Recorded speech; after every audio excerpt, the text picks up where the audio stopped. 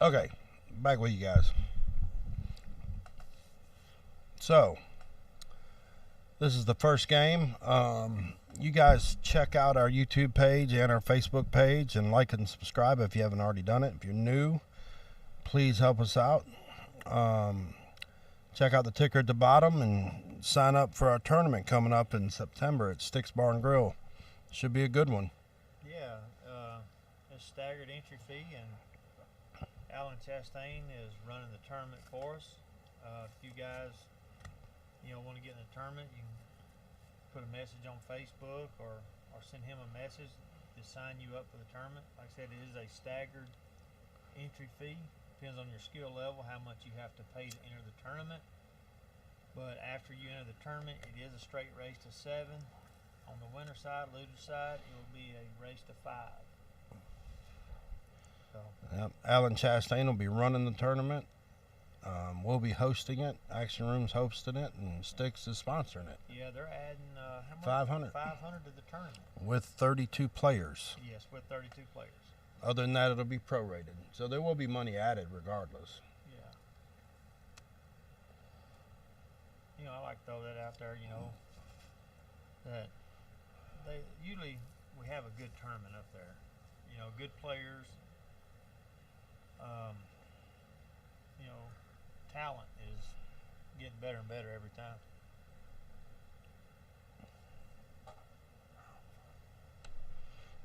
Yeah, you should be able to hear Ricky now, y'all. Yeah. Anyway, let's get back to it. Anyway, the tournament seems to get better and better, with the players and the talent.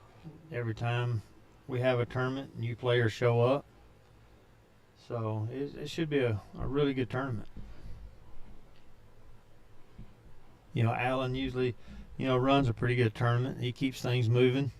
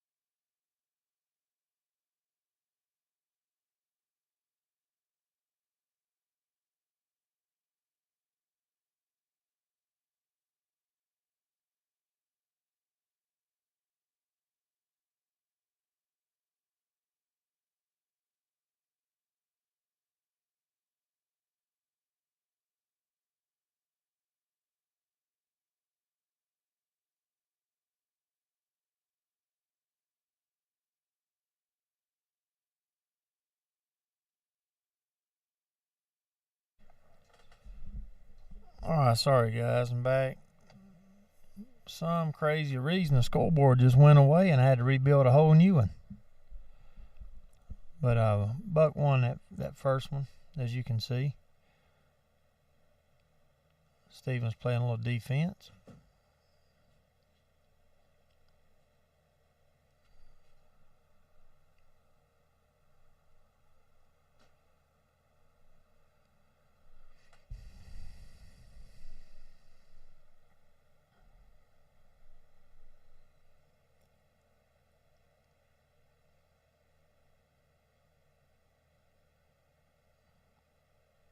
He can still play some defense right here. Just kind of roll up behind those two balls, the 4 and the 2. Just kind of roll up down behind them, make him jump.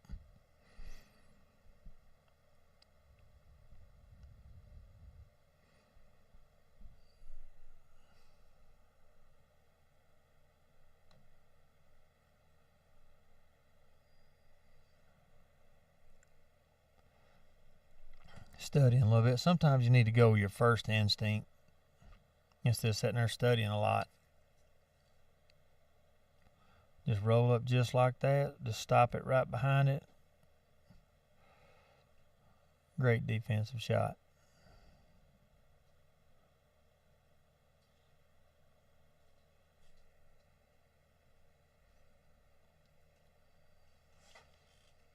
He ain't got much left here. Just got a kick shot. Looks like we got some new people on here. Brittany Brown Lanier. I'm wondering who this must be. Ken the Buck. Subscribe to our channel, Brittany. We'd appreciate it. Oh yeah. Patrick Smith, you too, buddy.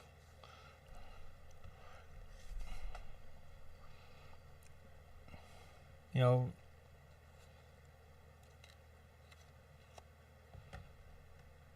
I forget what you were gonna say. Train of thought. I was sitting there looking at what he was looking at. It's all them drugs, man. You gotta quit that shit. You ain't gotta worry about that with me. Too much coffee, I guess. Ha! Steven's got a chance though. He could run out. Yeah, ball in hand. I think he's probably gonna stick him behind the 2. Not a bad move. That'd be a perfect. Then all the cluster. There you go. Oh, he's going for the run out. Nothing wrong with that. Mr. Tom, how you doing? Thomas Shropshire. Another member of the Lions Den watching. That's right.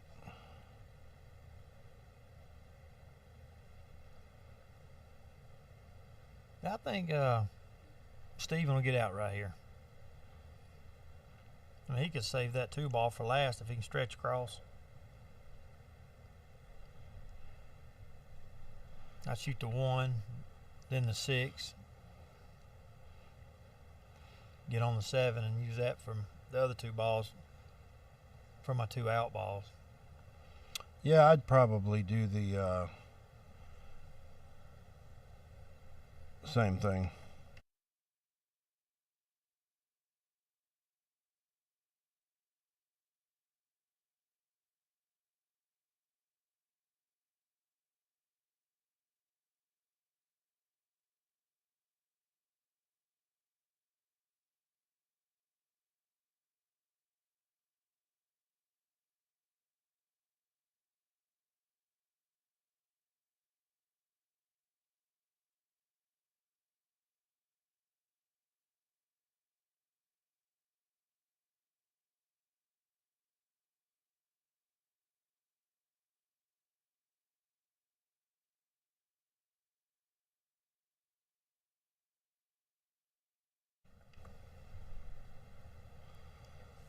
Yeah, I mean, it looks pretty good right here, really. I mean...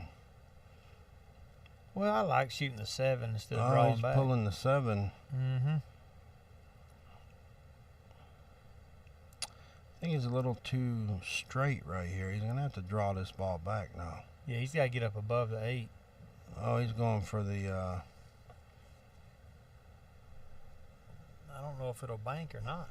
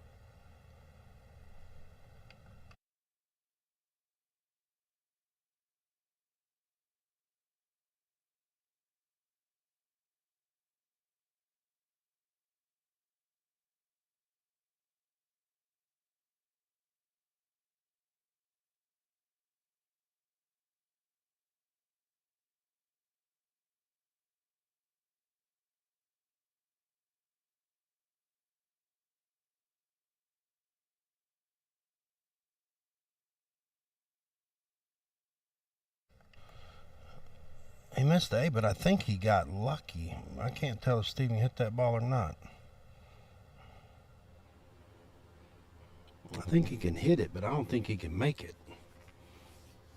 You know what I mean? If you could just thin it, just hit it enough to keep the cue ball Keep the down. cue on the rail down here. Yeah.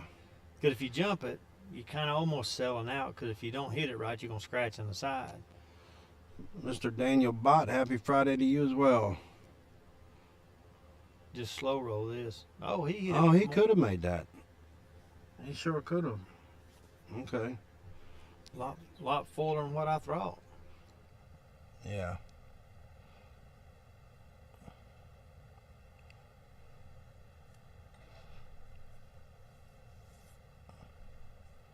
What do you like doing here? Back cutting and just letting the cue ball go back down table? I think that, well, he went for the bank. That should be I mean, in all reality, it should be a sellout right there, you know? It should be, because all he's got to do is, if he can cut this ball. Yeah, he's going to get natural shape. Natural. A little bottom right. Oh, don't Oh. do that. You got to have more right than that. That hurt. Well, he hit it a little too hard, too. The spin couldn't take. Yeah. Yeah. So Buck will take a 2-0 lead.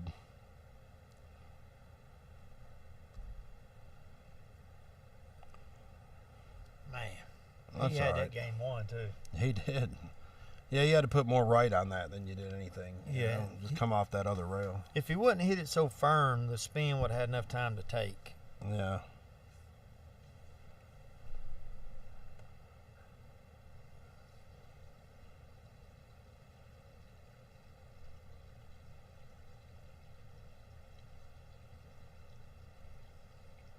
Well, the ball's been breaking good tonight, though. Desmond's watching. What's happening, Des?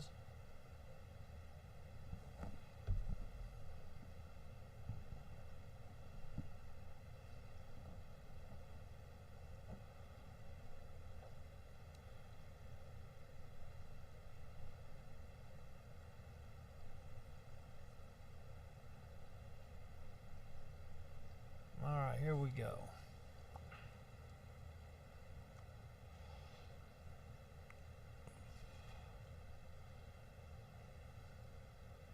Dry break. I spoke too soon.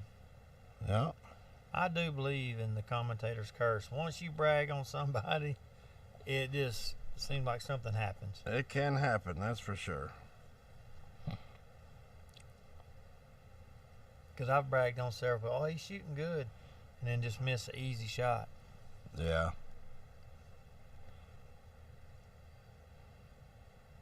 And I hate that too. When I brag on somebody, I'm like, oh, it's my fault.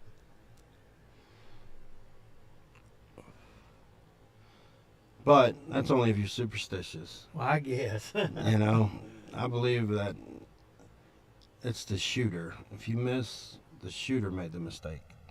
I agree with that, but it just seems it falls that way.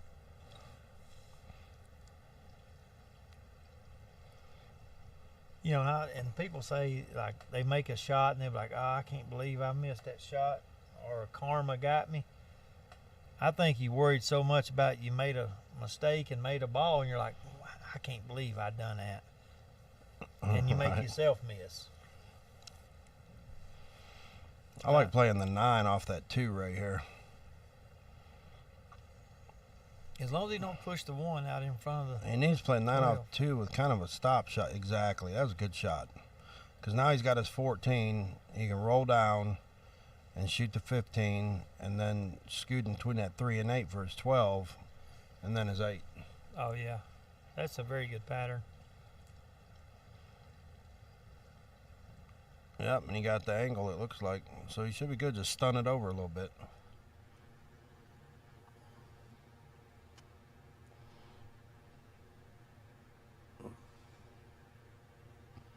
Like that. He got a little weird right here. So you're going to have to try to get that ball to spin over. Well, if he could go forward and just run into the 3. There He'll you go. slide the cue ball. Perfect. Yep.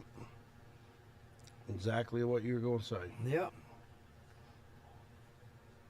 Now, right, just focus on making the ball. You can use no English right here. Just make it. Yeah. And oh, he titted it. Oh no. That's a bad place to be on the 8 with a guy got all his balls on the table. And that is a, because normally if you got the last ball, they can play hide and seek with you. Yes, sir. Several times, just defense. Yeah. Because he's got his 2 balls tied up on the bottom rail, so he could just push a ball right down here and hide him. Yep. But see, he's in run out mode, and I bet he really ain't sure. The only problem he's got is that 3 ball down there. It don't look like that's a straight up combo. No, it's off the rail a little bit. Yep. He's definitely not worried about playing any defense right here. Yeah, he's probably going to go a few rails. No, he just chose to stop it. Interesting right here. He's going for the 4. That cue ball is going to run. Oh, and he missed it. He may get lucky in that cue ball run. Steve-O's going to have a hard shot. But see here, I would just bank it to the side. Don't hit it super hard, because if you can keep it in front of the pocket, he can't hide you after he makes that 4. That's right. Because that combo don't look like it goes. He's going to cut it. Well, that's not bad either. Just watch this corner pocket. Right. Oh, no, he went for the bank. Scratched. Oh, no. Well, it's not a loss in BCA. That's true. But he gave Buck an opportunity to get that 3 ball out of here. Because he's got the 4, little top left. He can come over and break that out. Or he can just do this right here. He can play a little D right there. Yeah. Let's get a different camera angle right here, and let's see if Steve-O can make. I think he can make that cut. Come off the tit. Well, you definitely got to shoot at this no matter what, because there's no trouble. Right. And I believe it's far enough past that he just concentrate on making it. Your cue ball's going to hit just after the side pocket. That's right. Nailed it. Great shot. Good shot on Steven. So Steven gets on the board, 2-1. Very, very nice shot. Yep.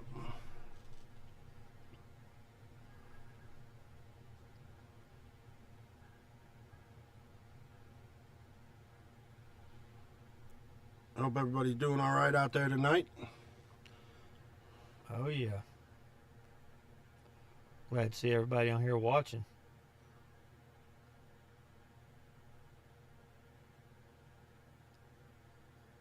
Seems like we got a few people on YouTube watching. Yeah. Let us know who's out there watching on YouTube. Just get on there and say, hey, let's get a chat going.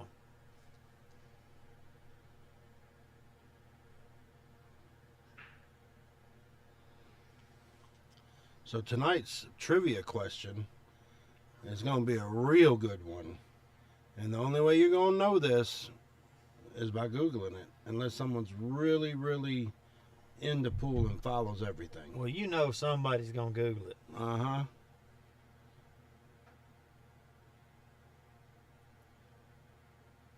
This is going to, I just read it. This is going to be, if y'all get this, I'm telling you now, you Googled it. Right? Because even I didn't know that. And I've looked at a lot of stuff on pool. When are you going to ask the question? At the first break or what? No, we'll ask it midway. Yeah. Woo, that's going to be a good one, too. Good luck. Daniel Margaret. McGlot, man. It's McGlot. I was drinking some coffee here, buddy. Okay. And then Shay's on Facebook. Shay Bannister. I know there's a few more people watching I can see.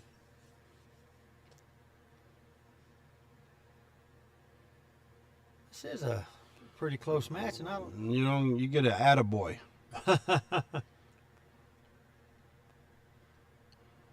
You see, Jay, what do we get? An attaboy. Well, Shay, I will exclude you from it, and you just tell us what prize you going to donate.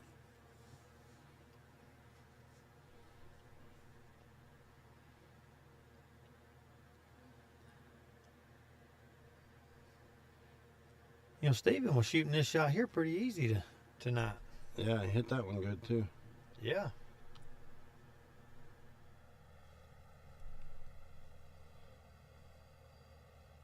He shot them straight full table shots. Yeah. Oh, that's not bad. Went straight through the middle. He still got a little issue over there on the side.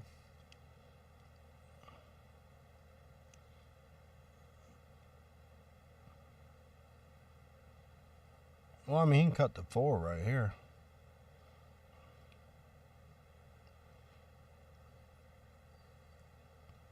If he does, he needs to just shoot it where he can hit the 15 with the cue ball. Yeah. Yep. Just that worked like out that. Good. It's almost like he can hear me. All right. Well, he definitely can't hear you, though. That's true. If he can, he's got supersonic hearing because... Oh, he went that route. I Oh, didn't- and hooked himself. Yeah, I didn't see that coming. Yeah, I figured he would have shot the 7 next.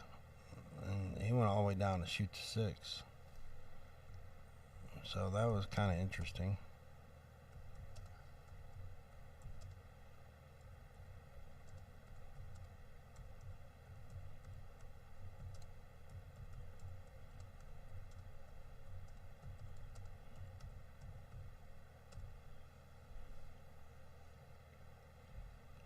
Hey, that was an interesting route.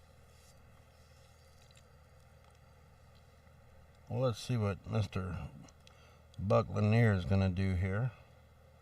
Well, once he cuts that in, he should have a side pocket shot. Justin Hawkins, how you doing, man? If you're new to the channel, subscribe and like, buddy. We'd appreciate it. Oh, yeah. You know, and share the page out. Share the matches.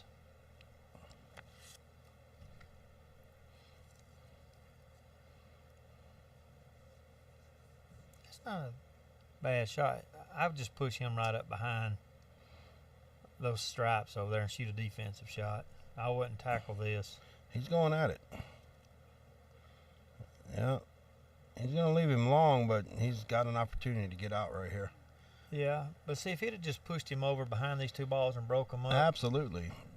Yep, defense. Defense wins championships. That's exactly right. Offense can win a game, but defense wins tournaments and championships. You are correct. You know, and Steven's got a big enough window that if he hits this, I'm going to say a little more than pocket speed, that cue ball go 2 rails in between the... Yeah, it should be fine. Yep. Just don't hit it too hard. No, just nice, smooth stroke, cut it in. Oh, he missed it. Stop right there, and he should be okay, actually. But Buck can lock him down right here if he rolls up on that, break out his balls up here and just rolls the cue ball right behind that 15. Steven be hooked. He wouldn't have no shot. Well, he could actually kick at it, and he'd do the same exact... Yeah, that's what he was trying to do, but... Well, Yep. he could have kicked off the bottom rail and come in from the back. Yeah, yeah, he could have, but not a lot of people are going to look at that.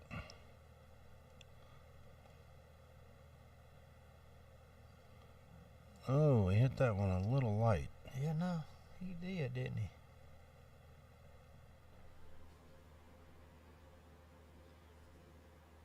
That angle, he may hit the 8.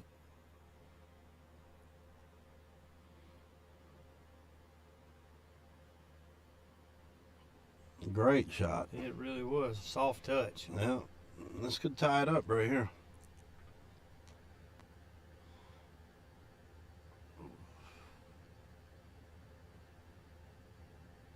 Oh, me. Not bad, not Not bad. bad. We got a tie ball game. We got another good match going on. Yeah. That's what I like to see. I like to see these tight matches. The players are going back and forth. Well, you know, that's just the way Shea rolls, Scott. He's got to say something or complain about something. First roll. First thing out of his mouth. What does he say today? That he couldn't hear you. Well, the reason he couldn't hear me earlier is on this soundboard we have, I pushed the wrong switch up, so that's on me.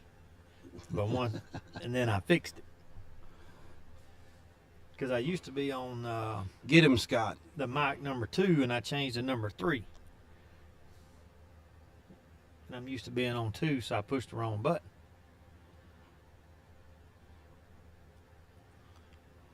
But yeah, Shay is definitely a Walter. He's Walter all day long. Yeah. All day long.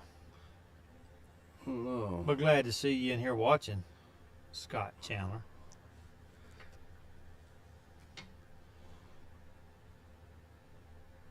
Keep Ricky away from the buttons. Well, it's normally the button that I push, but I swapped to the different one. Yeah, it's, you know, he's doing drugs, man. It's all right. No. That's what it is, Shay. Caffeine, maybe. You know? Get amped up on Mountain Dew.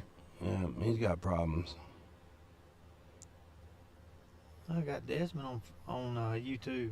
He was on Facebook and YouTube. Said he was going to eat dinner earlier.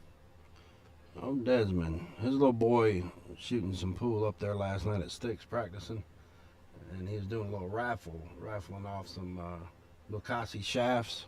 Really? Yeah, so he come up to me and he's like, Mr. Steve, would you like to donate to my raffle? I said, sure. So I gave him $10 for his raffle. Well, did you win? I'll probably not. Oh, 'cause, I mean, I've seen you win a couple of things for $10 and $20.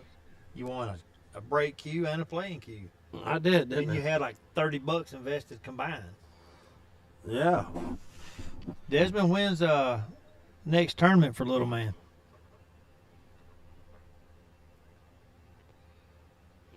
We buck rushed that one a little He bit. did.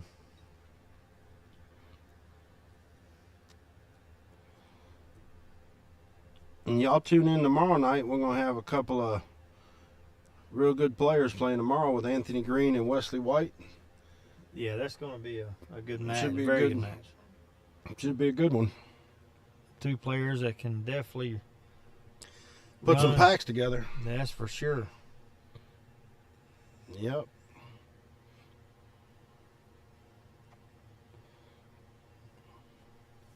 And one thing I like about it, 9-ball. Yes. I agree. It's easier for me to commentate 9-ball. We talked Well, about this 8-ball, before. you know, there's just so many patterns, man. So many ways you can do it. I mean, That's a good shot. Oh, it hung up on. hung up a little bit. Boy, he hit that ball good.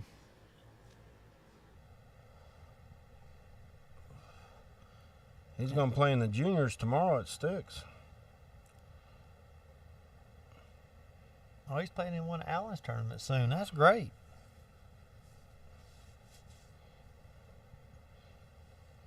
Stick him in that open tournament we got coming up on the 23rd. That'd be a good tournament. Yeah. I wonder how many junior players they have got now in the league that they got. I'm not sure. Shannon's usually on here. She's not on here tonight. Well, she chimed in earlier. Oh, did you? Yeah, at the top. Desmond, do you have by any chance know possibly how many juniors are in the league?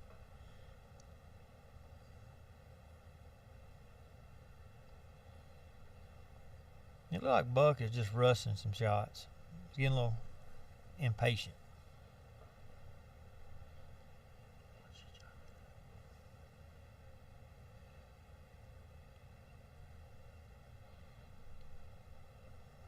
I don't know, Shannon, if you're still watching, how many do you have in the juniors now? Desmond said he thinks possibly or pretty sure it might be around 17. Oh, that's good. That's awesome. That is.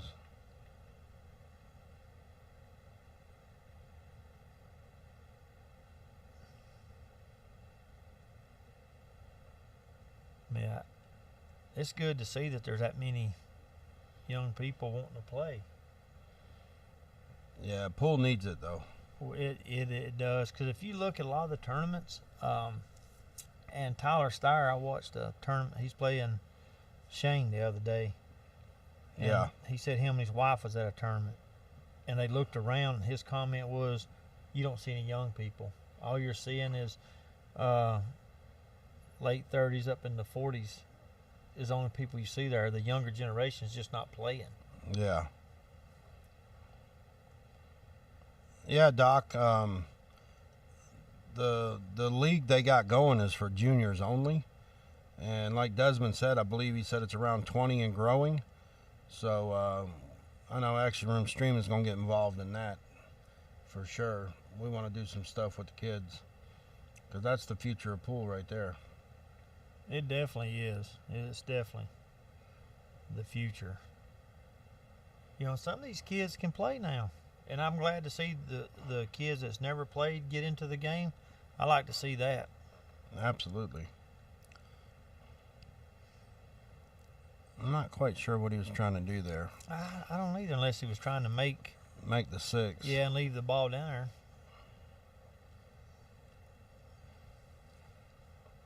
See, if I'm Steve Rogers right here, I'm probably going to shoot that 1 ball down there. I agree, because if you miss it, he still don't have a shot. He's not going to have a shot. Yeah. And I'm going to leave that 6 in the hole until the end if I have to. Yeah.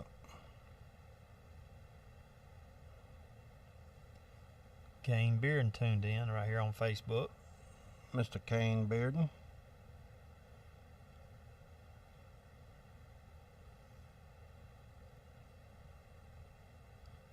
Are they still going to do that juniors tournament like they had last year? Have you heard? Yeah, they're going to do it. I think that comes back around, though, in April. Is it April? Yeah. Oh, wow, he banked it. That was a good shot. Risky, but good. Hit it center pocket. Yeah, he needs to play that. Ooh, I don't know about this. Is he shooting a back cutting it or He's shooting a a 3. See that? Well, he got lucky because it about snuck right behind that 14 ball. But you know, if he can't get out from here because of the angle, he might be able to just slow roll. I think they might need a shot watch. I think he held his hands up. Yeah, they're calling for a shot watch. Steve's going to go in there and watch this shot. But for me, I would slow roll that cue ball knowing that I don't have an angle and just touch it and put him right back up against that 14. And that would put him tight. You ain't even got to hit this ball hard. Just keep him behind the stripe. Tyler Hutchins on there. Chris Owens, the road player in West Virginia, is on watching Facebook.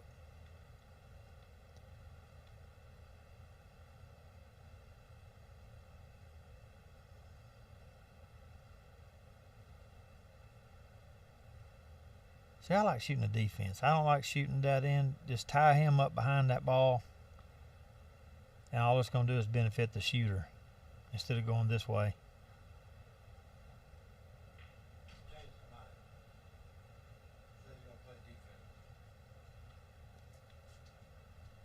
Steve come in here and said he changed his mind. I was telling them what. Yeah, he changed his mind. He had to think about it while I was in there. Well, if he could hit the 3, what I was telling the people watching is I would have just slow rolled and touched the 3 and left him and locked it on the 14. That way he's got to shoot some way. You're going to get a shot. That's right. It's not a bad shot. He can make the 2 right here, I believe. Well, I can't tell. I'll have to switch the camera angle maybe to see that. See what we got here. It looks like it may go, but he's not going that route.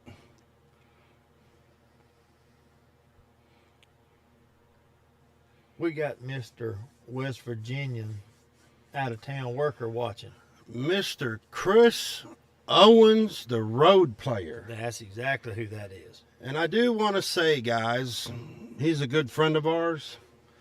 I've known him since I was about 15, 16. Yep, and good guy.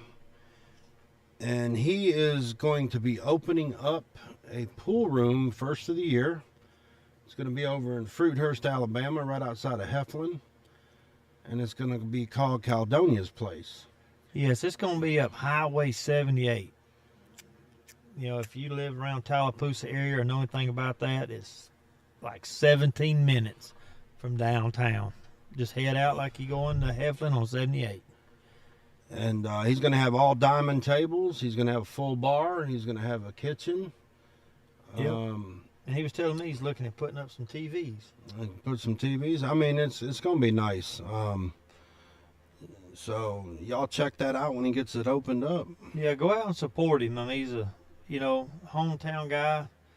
You know, so if you're around that area, Oxford, you know, Ranburne, Bowden, Bremen, you know, even Villarica area, you guys drive out after he gets it built, gets it finished, and help support him. As of now, he's already got the building up. He's just got to Yep. finish out the inside and get the tables in. So, Well, you need to support your local businesses. Absolutely. Stuff like it, help people grow. Yep. You know, That's half the problem with corporate America is you got too many big businesses. You know, you need the small businesses. Well, one thing too, growing up, that's all I heard. You don't need to be in the pool hall. That ain't for you. That's nothing but this and that. You know, Well, it ain't like that. It's not like that. I mean, No. pool got a bad rap from back in the days, you know, when there was a lot of bad stuff going on at pool halls. But, you know, there's still a lot of good folks out there to play pool. Well, pool's evolved like every other sport. Mm-hmm. I mean, even back in the day, baseball players were shady. You know, Exactly. I mean, Yeah. but you don't hear nothing about that.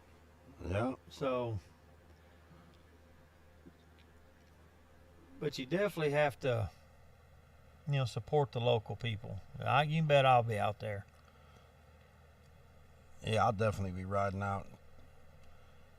You Probably know. get to 8, 7 out from him or something, play a little bit. Oh yeah, when you got somebody like him traveling, you know he's good now. Oh, yeah. He'll be spotting the world, so y'all just remember that.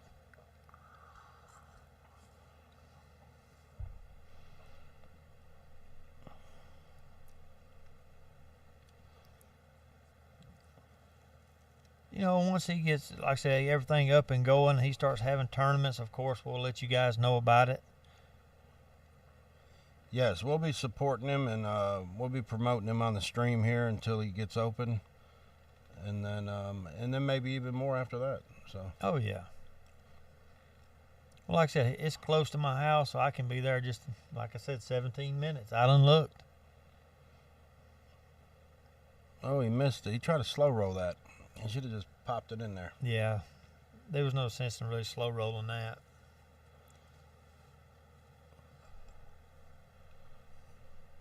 The Reapers will be there, huh? Yeah. Well, a couple might be. A couple may. It's hard to get y'all to go do anything. You got a couple that's like they got that imaginary fence out in I'm the yard. telling you, either that or the wife's just got them on lockdown, one or the other.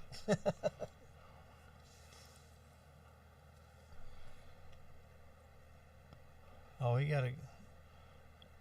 Oh, he made Steve-O got a little rough shot here. Yeah.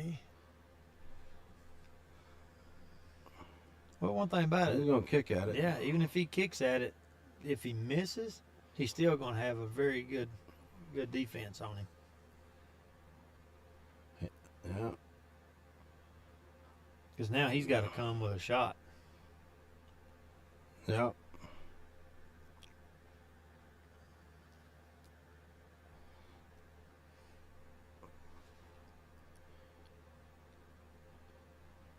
He's calling that. Oh. The way that ball just hit, I believe if he makes it, he scratches. Yeah, I agree. I saw it. Yeah. But this will give Steve-O a 3-2 lead.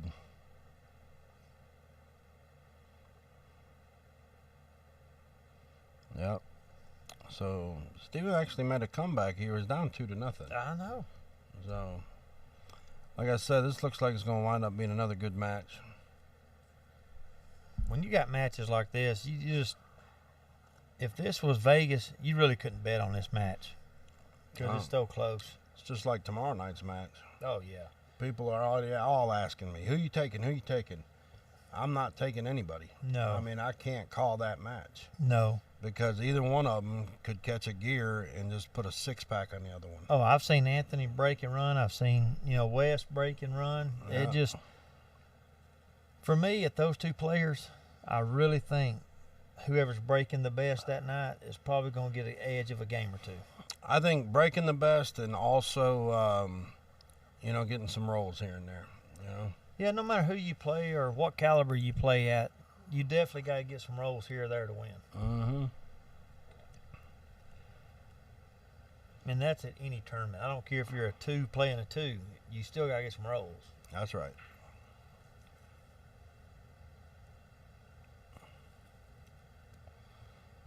And dry break. Yeah, no. I got to take stripes right here, though. Yeah, I'm taking stripes all day long. I'll shoot something and get up there and knock that combo out early. Get it out of the way.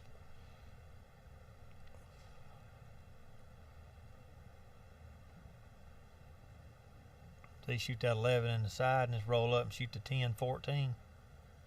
Get it out of the way early.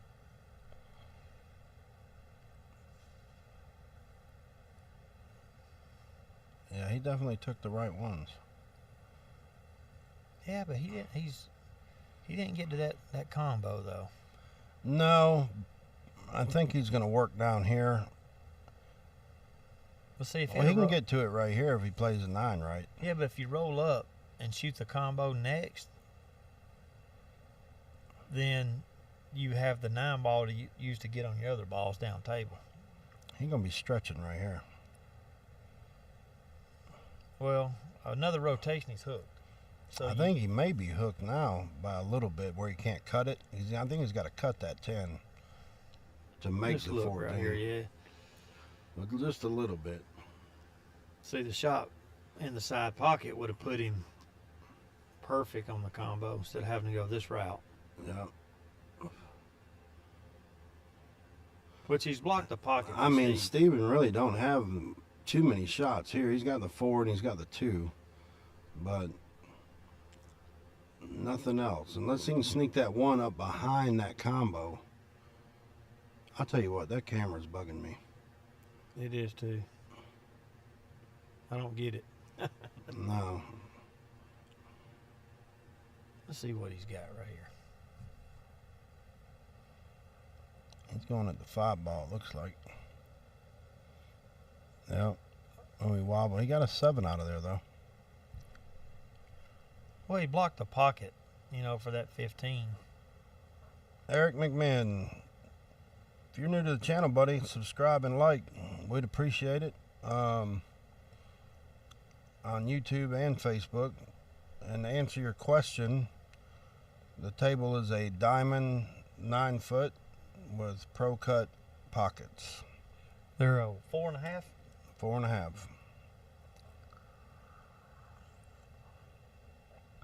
They play more like, I'd say 4 and I would say they play at about 3/8. Yeah, I would say they play a little tighter than what the measurement really is. But again, I think the better players can pick the ball speed right, because these guys, when they do miss, they're hitting a little speed. That was a nice shot. That was a good shot. Steve-O's not playing that bad tonight after his little incident. Yeah.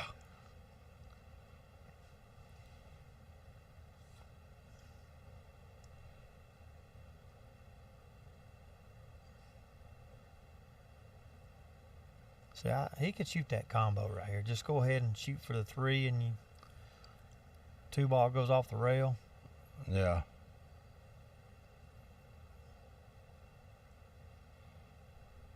I like the spread right now on the solids. Yeah, I think, Buck's in a situation right here because his 2 balls down there don't have a pocket. He's going to make that 3 right here. Oh, it hung. Damn. Look at that. I see it. use that one ball if you can't hit it clean. I'd probably blast this to get that 10 out of my way. Not blast it, but I'd hit it with a little speed. Mm-hmm. Hit it perfect. Just like that.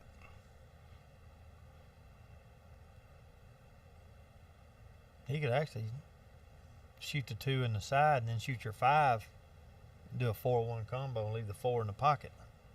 That's right.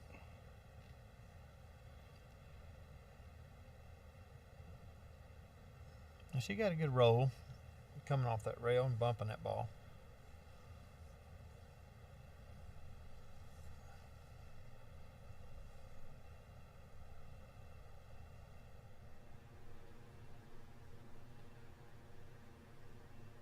He's got 2 options here: stop shot and then shoot the 5, or just draw it back a little bit.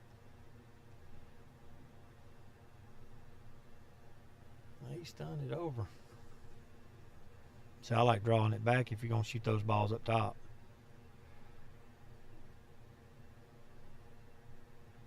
Shane Cummins is watching. Steve-O hit a pretty good shot then, too. Nice. So, Shane, when you going to play, son? You've been talking about it for about 3 months. Let me get you on here. That's not a bad try there. He hit it right, bank it in the side with a little bottom. Mm-hmm. Hit it good.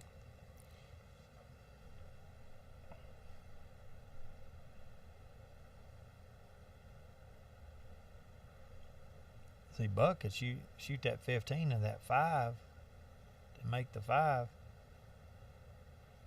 Oh, he just bumped it. Yeah, I think he was trying to block him both sides, but I'd have made the 5 and brought that cue ball back down at the bottom rail. Try to get behind the 8. Yeah, and if you don't, he's stuck to the rail. He just got to hit a awesome shot to get back down table. That's right.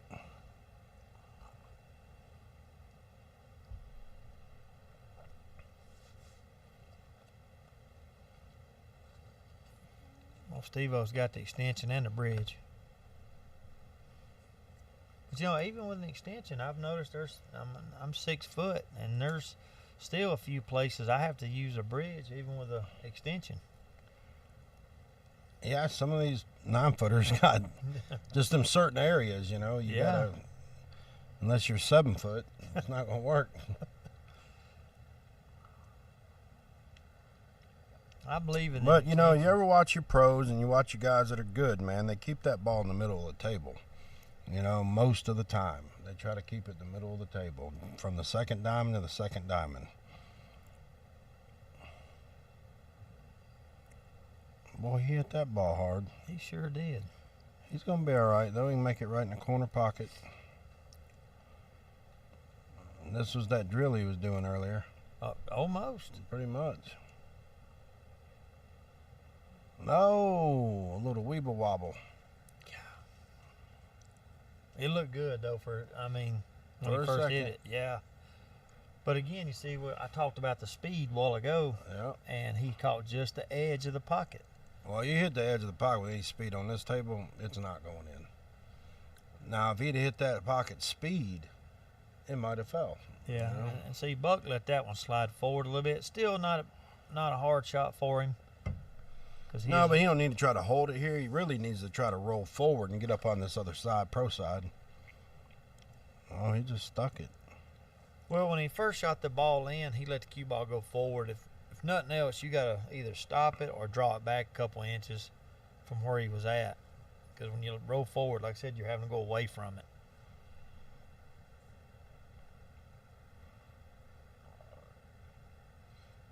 Well, he made it.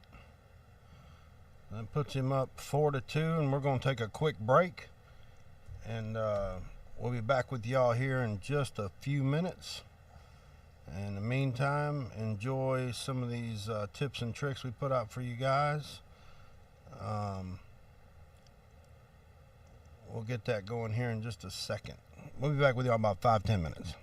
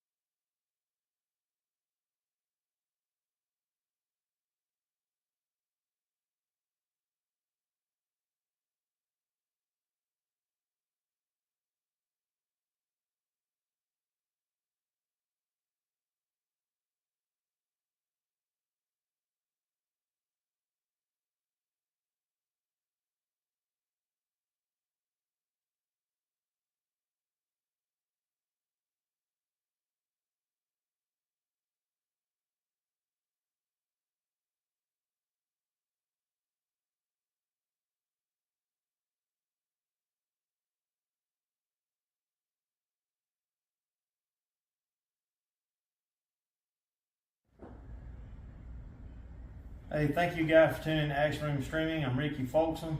That's Steve Copeland behind the camera. What's up, guys? And we're going to be doing some drills right quick while we're at intermission. And this one here is a draw. This will help you practice your draw stroke. And what it is, on this one, you put the one ball or whatever you got on this diamond, put your cue ball inside the pocket, and you must draw between these balls to get shape on the two. That's going to be your first one. So let's give it a try right quick. You don't have to hit very hard.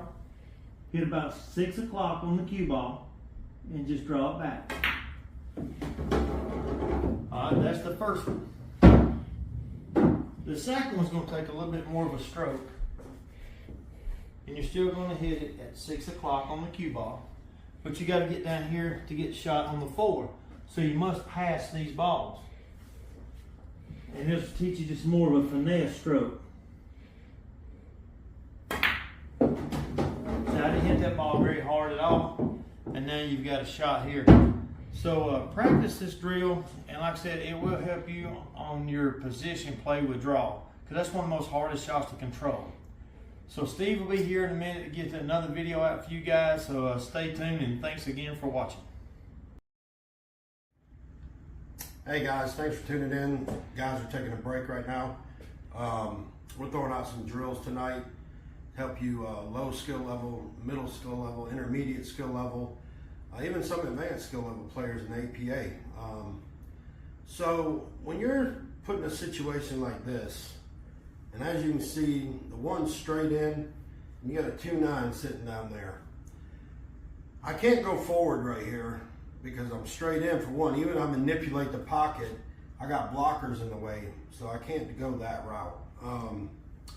You can try, but more than likely you're gonna get weird on the ball. It's not gonna work.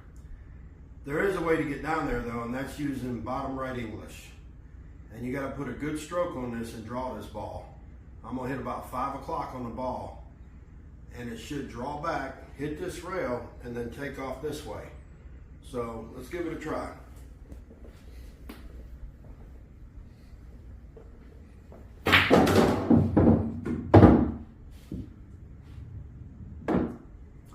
And as you can see, that is a game-winning shot for the 2-9 combo. Now, like I said, this isn't, everybody can't do this shot. You gotta put a good stroke on it, you gotta get a lot of draw, and you gotta do 5 o'clock on it. You have to hit 5 o'clock. So practice it, maybe to help you win a game one day. Stay tuned. Hey guys, welcome to Action Room Streaming. I'm Steve Copeland, Ricky's behind the camera. What's happening? We got guys on break doing a little intermission. We're gonna throw some tips and tricks out here for you, beginner and intermediate players. So I see a lot of guys and gals in league try to go for runouts, but they're not looking at the problem area. So your problem area is gonna be your 4. The 9 does not go anywhere. So you can try to flog at it and wail at the 9, but that's not the right shot.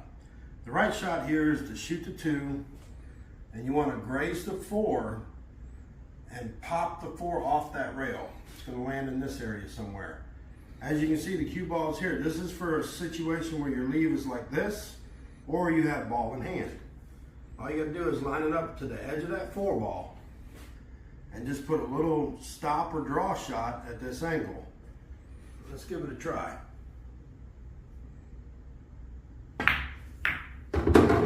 As you can see, the 4 ball is now here. My 5 ball is right there. And all I have to do is 3 straight in. All I got to do is roll up, shoot my 4 on the side, then my 5, 6, continue my run out. So I hope this helps you guys, but look for them problem balls because they will cause you to have a bad day unless you can break them out. So thanks, and stay tuned for the rest of the match.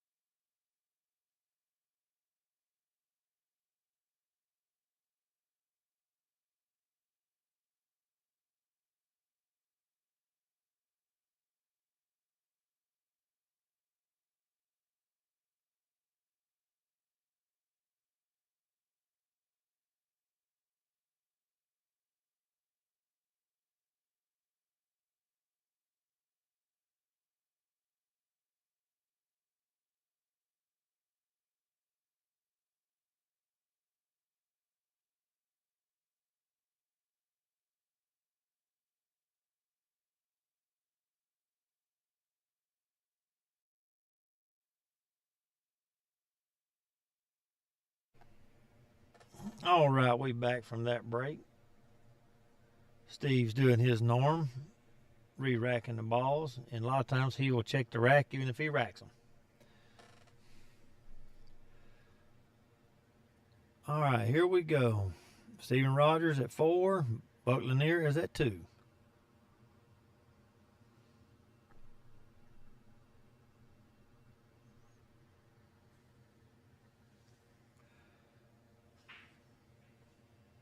Oh, he leaned into that one, gave a little extra. And they are playing BCA rules.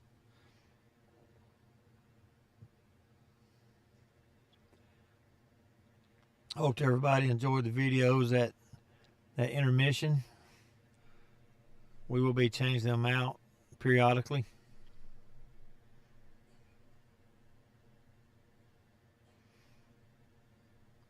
Try to keep different videos up, keep it fresh.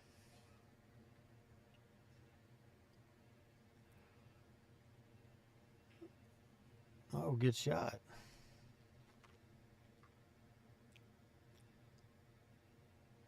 Oh, Steve-O's playing, well, both of them shooting decently straight tonight.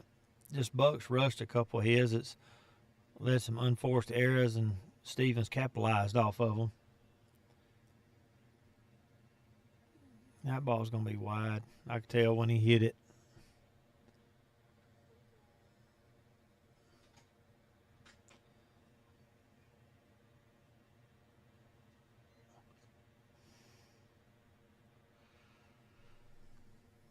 Steven Rogers' dad's tuned in and watching. Thanks for tuning in. I hope you subscribe and follow us every weekend. We appreciate it.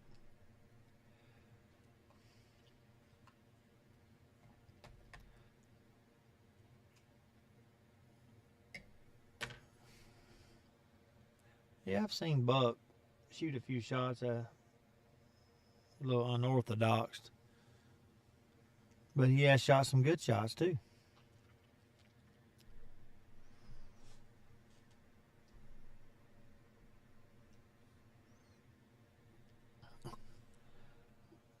I appreciate that, Desmond.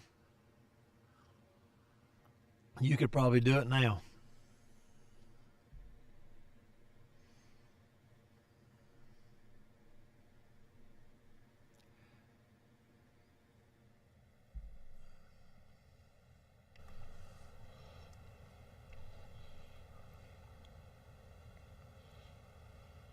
Wasn't a bad break. Got a little cluster over on that rail there, Steve. Yeah, I see that.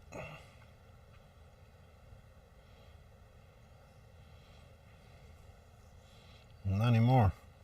Yeah, didn't understand that. No.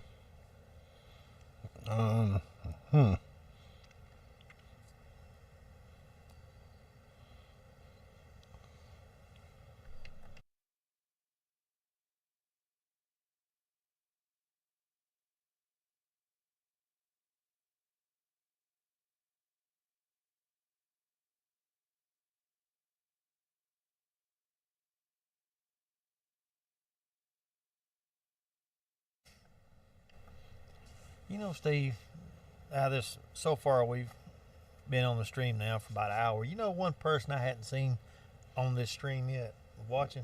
I know. I think you know who I'm talking about. Yeah, Mr. Willis. That's right, Ken Willis. Yeah. We've had Walter, but we ain't got the other one. But Walter watches every time. You know, that right there, we appreciate that, Shay Bannister. Oh, Steve-O scratched.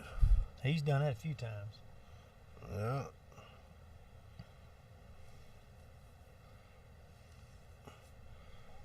I mean, Buck really needs to try to get that 15 ball out of the way. Everything else has a hole.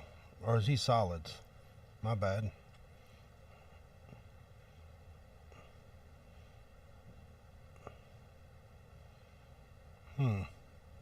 See what he's going to do here. A couple ways you can play this. Well, I think you should load up with some top and just go down off the rail, shoot the 2. He actually hit that pretty good. He did. Because he can hit that 2-ball right here. But he's going to be stretched. Yeah, he's going to stretch. He's going to get a bridge. What are you going to do? That's why it's good to have an extension, man, if you're going to play on a 9-footer. A couple of them, actually. Yes.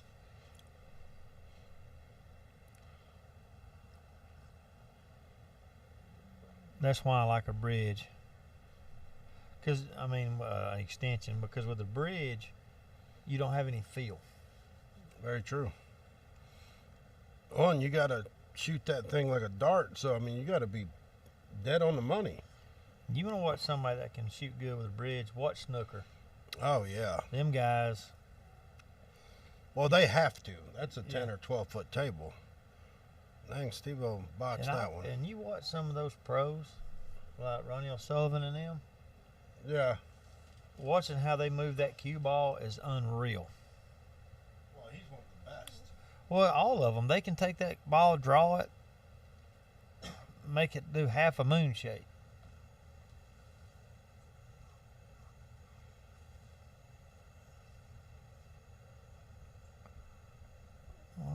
He's calling a bank shot. Ooh, that was close.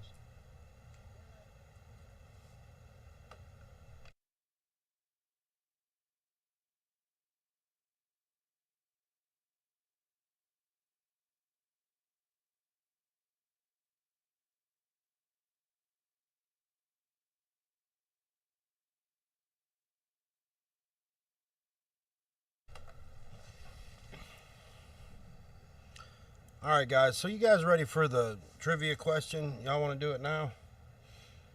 Good luck is all I'm going to tell you for the trivia. Just good luck to whoever wants to try. It's a tough one, but try not to Google it and just try to think about the players in general that do trick shots. So, who holds the record for the most trick shots made consecutively? And I'm going to tell you it's amazing. Isn't it? It is. You wouldn't have thought it'd have been that answer, would you? No.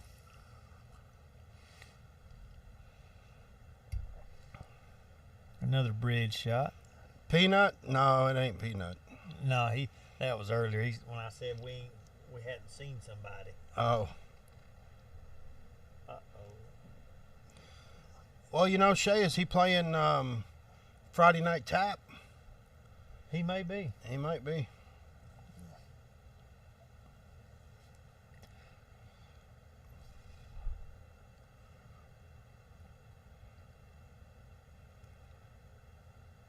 Steve-O's got another chance Hey, to run Jeff, out. you know, that would be both them answers are good ones. Of course, Florian, though, I mean, Floridian Venom, he's like new to the scene. Been here about, 5 years? He's... You know, Mike Massey actually taught him a lot of his stuff. Two good answers. I'll give you the answer after this game. There's a lot of people out there that can try to answer this question. Mike Massey's a Hall of Fame trick shot artist, you know. He's amazing. Well, that's just because I quit. I didn't want to get out there and ruin it, you know. Oh, I'm sure. Yeah, they line up to play with you when you're at Vegas. Yeah. $5 a game. He should be out right here.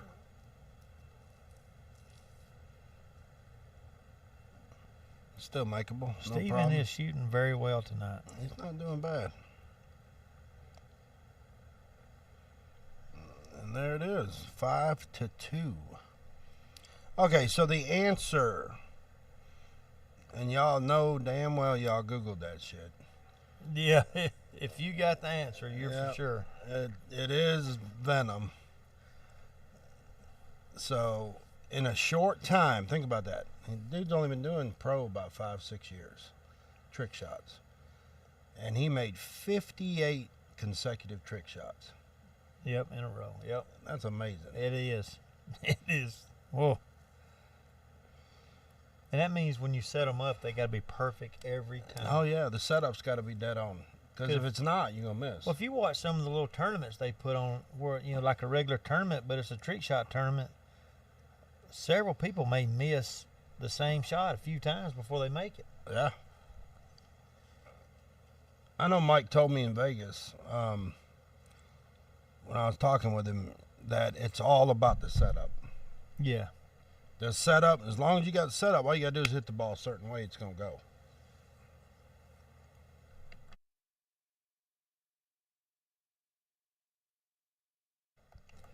And if you watch some of Earl Strickland's exhibitions, he'll shoot some crazy trick shots. Yeah. I remember watching a match where he was doing some goofing off. Earl, I don't know where it was, on YouTube or something, but the stroke he had in his 20s, yeah, was amazing. Like, he could draw that ball, man, and make it dance. Did like you see the seen. one he jumped with a full cue to the ball at the other end of the table and then drew it all the way back? Yes. Insane. That's crazy. I'm gonna be honest. Out of all the pros, for me, the ones I've seen that can actually shoot bottom English, for me, the best is Earl, Corey Deuel, and Jeffrey DeLuna. Corey Deuel made some crazy. I mean, he made that ball definitely dance. Yeah, you go watch some of his shots on YouTube, showing like Corey's like famous shots or so many shots. Oh yeah. He massaged a ball around a ball and made it in the corner, and they was right there together. I thought there's no way he's gonna fit that ball through there, and he did and made it. He's done some really, in his prime. He was, I don't know how he shoots now, but in his prime, he was a beast.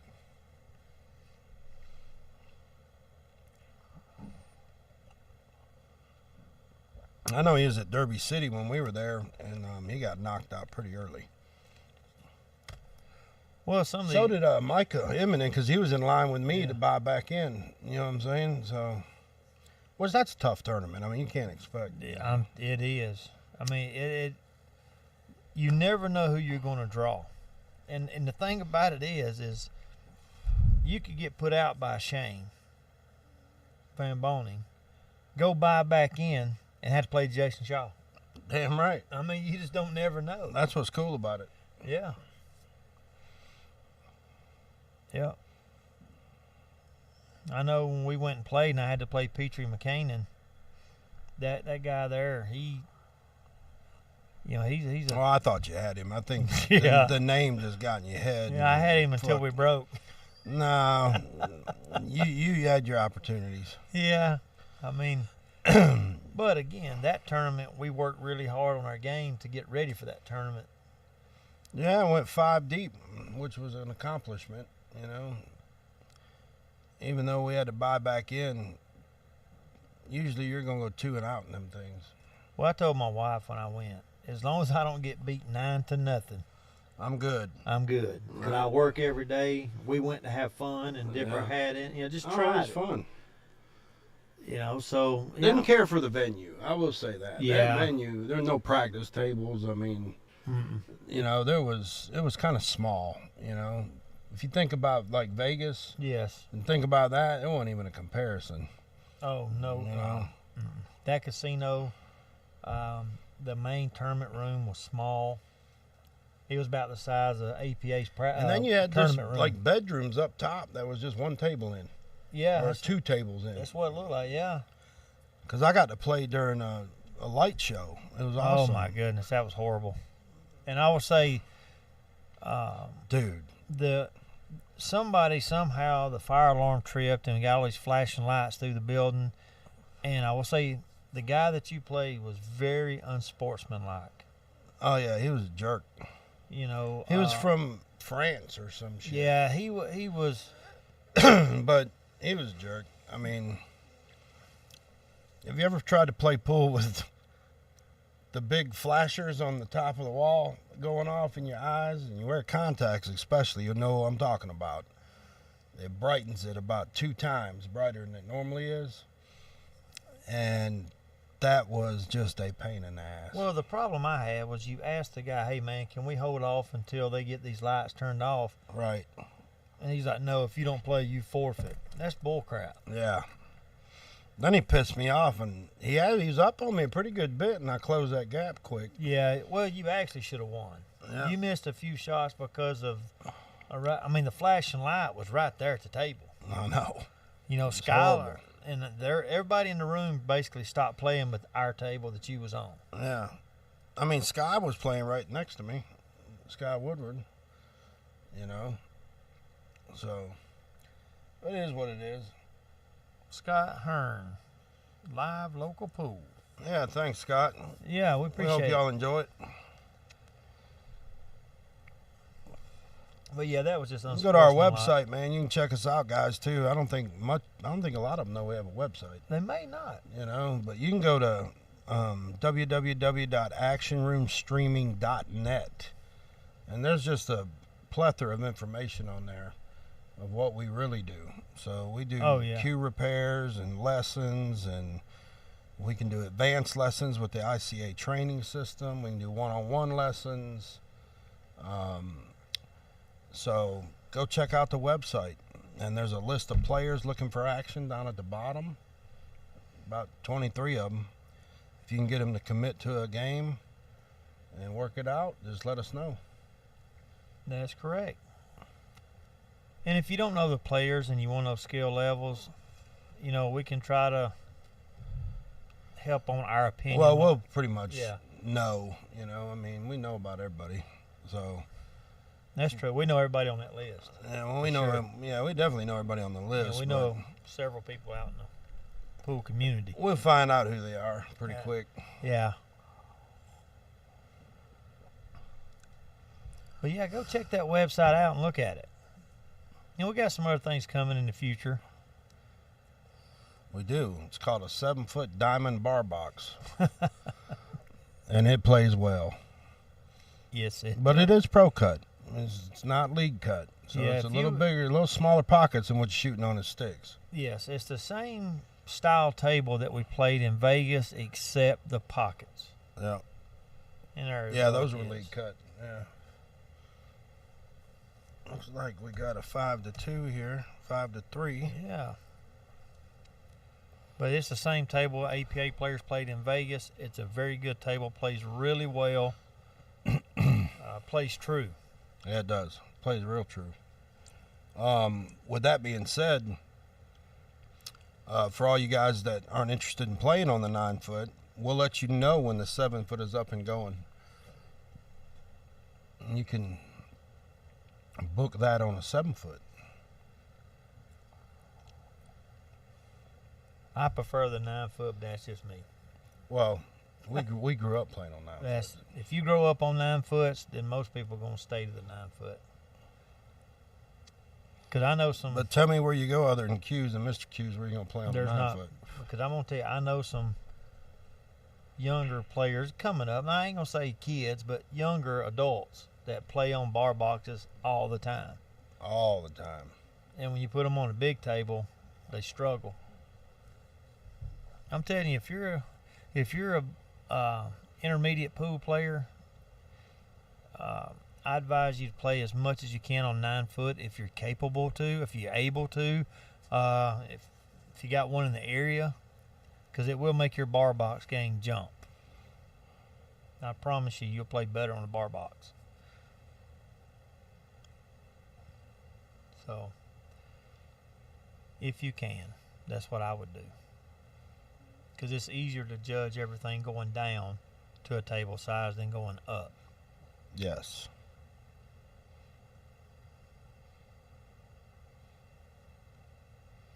We got still got a good match.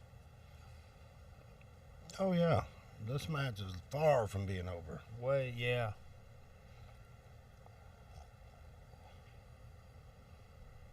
Well, he hit that a little hard. Got lucky, but he got a good roll right there, though. He did. I mean, really, that's a crucial roll. Yeah. You know what I'm saying? Because if he don't get that roll, he has no shot. He'd be behind the one, and he's got nothing down table. Yeah, those balls down table look a little rough. Mm-hmm. But if he can roll, shoot it in the side and then roll down here, you still, you got to get good. You know what I mean? Yeah. It's a little tough, a little congestion. I call it doing surgery because that's what you're doing, You got to do a little surgery on that middle part of the table.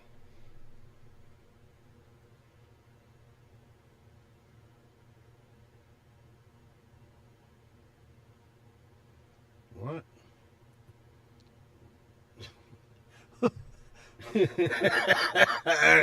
So what are you saying, Mr. Stanley?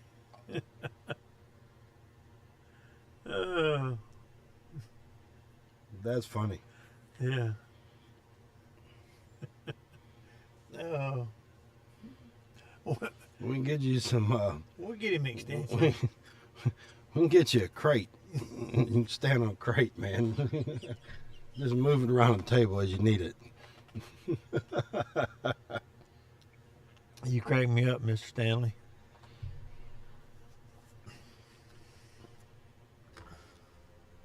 Yes, sir. Hey, man, I grew up on them. When I played pool, my, the learning and all that was on a 9-foot. I had a bar box my dad did when I was a kid, and it was Old Valley, and I don't remember shooting on it a whole lot, really, Yeah. But I remember when I got about 15 years old, it was 9 foots everywhere I went, and that's what I learned to play on. I didn't know what Buck was trying to do on that particular, unless he was trying to separate them and get the cue ball down here like he was trying to stack. I remember my mom run a little game room, like pool thing for a lady. I won my first pool tournament when I was in the 5th grade. See? But I didn't even know. Didn't know how to just play pool. No, the only I don't remember how I made it to the finals, but I do know that the only reason I won, and I had a trophy. I got a trophy. The only reason I won, the guy scratched like 3 times on the 8 ball. That's the only reason I won. Damn. And won a little trophy. You still got it? Oh no, No, you ain't got that trophy. I don't know where that thing went. So, but that's the only reason I won. That's funny. But I really didn't start playing pool until I was about 15. Yeah. That seemed to be the age back then. Yeah, I goofed around my buddies, but actually... Think about it, in the 80s, late 80s, especially where you lived in Tallapoosa, there wasn't nothing there. No, if you So didn't... you guys have, what, one pool room right there in town? Yes. Yeah. It was there... Ooh, I don't know. I can't remember what year the guy that owned it passed away, but... Damn, I just told our age. Yeah. I'm That's trying a to little rough. think. So I was 15. I want to say that pool room was there for, I know, probably 50 years. Because I played there. Up until in my 30s, he was alive, and he was an older gentleman. Matter of fact, David Patterson played there when he was a teenager. Right. So, and he's a little bit older than me.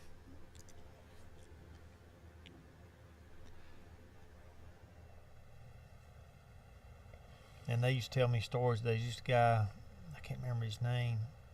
He was a railroad conductor, and they would stop the train out there, and he would come in there and gamble. I can't remember what they called it. Well, David Patterson actually owned one out there too, didn't he? Yeah, he's on 2 that I know of. Well, one that I used to play at, and the first one, I heard he ran it when I was a kid. I heard he had one. Right. But in our town, David and Patterson and Toby Bell was the 2 best players in our town, and they played. It didn't matter. Right. If they came in town, they wanted to play. That's the 2 guys that jumped to the table first. Looks like Steve-O took a 6-3 lead here.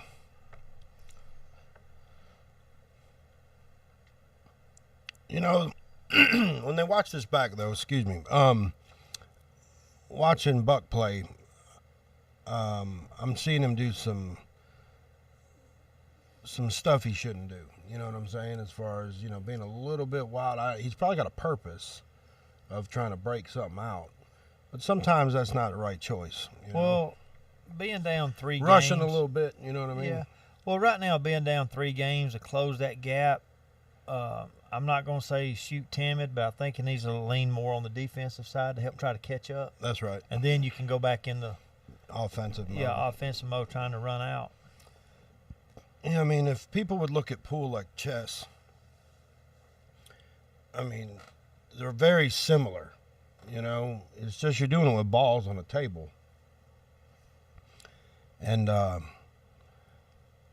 your game would go up a ball or two if you would just play more defense, Well, I think people also, and I've done it, I cannot say I hadn't. Everybody's did it, just play pool. Sometimes you get in that one-track mind, like I'm shooting this ball in that corner pocket and nobody's going to tell me different. Yeah. And it should have went in the side pocket. That's right. And people get caught up in that sometimes. And I've done it, so I can't really say I can stop it because I might do it again. Oh, yeah, I mean, it can happen for sure. It happens to the pros. But I also think people can watch and learn from the better players in the pool room in a tournament or even a league match if the player's playing, or watch YouTube pros.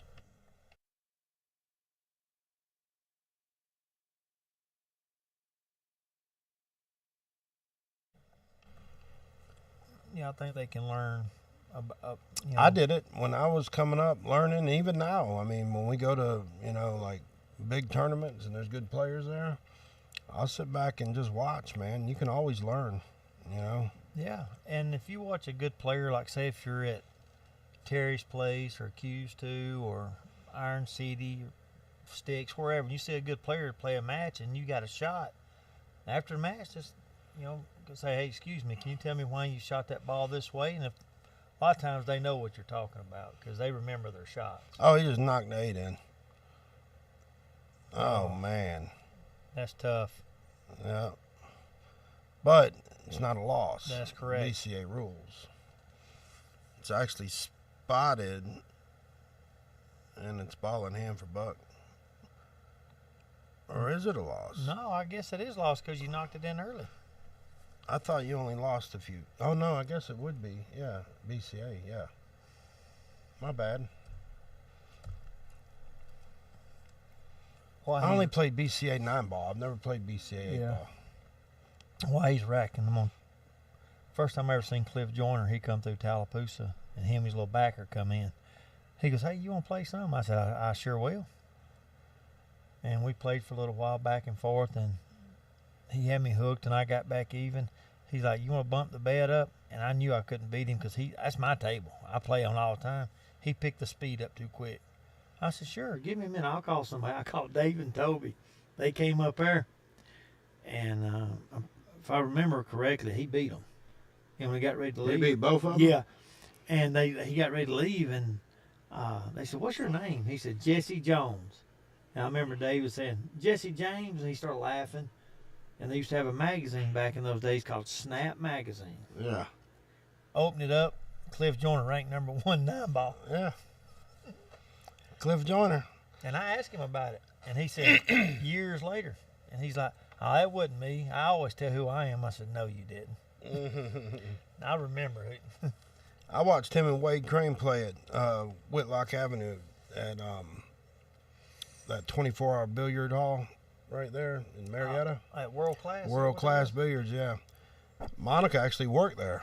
And Wade and, on a triple shim 9-foot, Wade and Cliff locked horns for about 7 hours. And I was watching them. And they were playing for 5,000. And Wade ended up beating him. That's a lot of time to play pool. Yeah, Wade was the current champ, though, in that year. I think 93. But, back in those days, like Minnesota Fats and even, say, the 70s or whatever, people played for that many hours. They lost play 20 hours. Man, I remember going into a pool hall several times. Kennesaw Beards was the one I did it the most at. And Friday night, Saturday night, I'd go in and the sun just be going down and come out and the sun be up. Yeah. 9 o'clock in the morning. Played all night long. I watched a story. C.J. Wiley was telling that on the road, him and a guy played 10 ahead. Yeah, I saw that episode. And they played like 2 sets, and it took like so many hours, to play 10 ahead. Yeah, speaking of C.J. Wiley, when he comes back into Georgia, he's supposed to be hooking up with us and doing his shooter dare on the stream. So hopefully that'll be probably within the next couple months, hopefully. I know he's up north right now. He's in North Carolina. Yeah, he's doing his little road trips that Yeah. he does. Yep. And we're trying to get Hillbilly to come down here. If we can line up lessons and stuff. Oh, Tommy Laminak's on there. You are correct. I remember. Yep. They called him Railroad John. That was his name. I remember that. Who? The guy that I said come through Tallapoosa and he drove a train. And Oh, yeah. yeah, that's Tommy Laminak.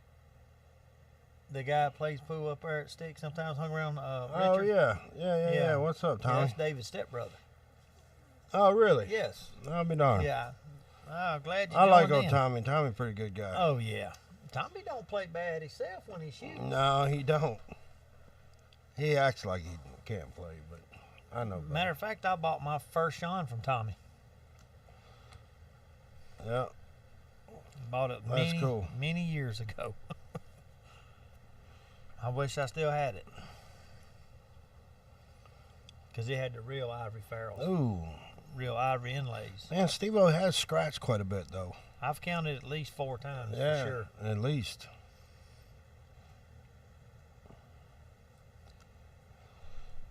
I mean, you're only a 2-game gap here. Buck wins this. I mean, there again, you got another barn burner.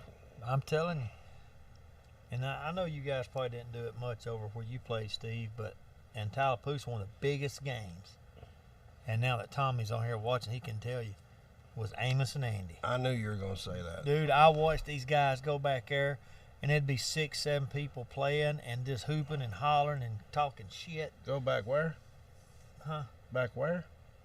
Back in the day. No, you said back there. Oh, back there. No, you didn't say there. You said air. Well, back there. Well, back there. There it is, Jeff. That Tallapoosa damn slang going on. But those guys would play, and they would. I mean, they might play 2 and 4, 5 and 10 for the big game, but they would.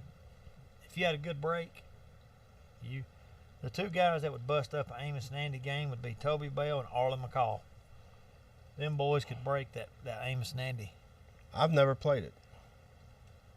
I may have once, but I don't remember it.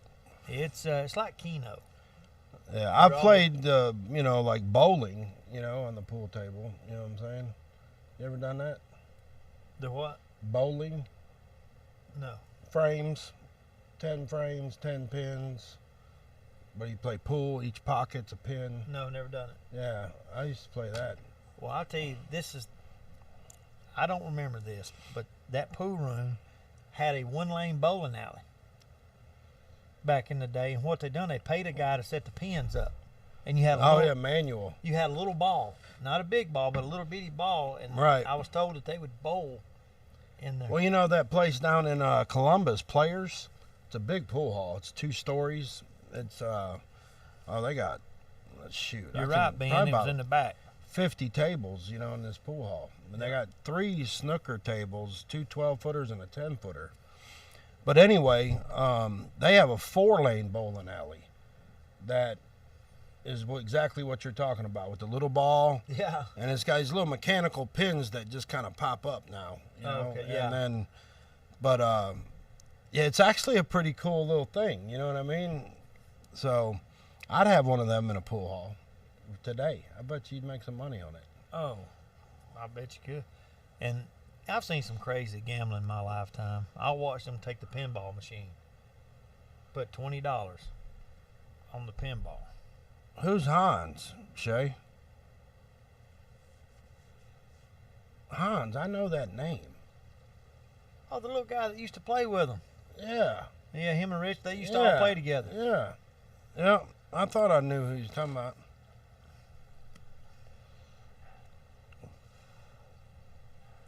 Steve-O with another one. 7-4.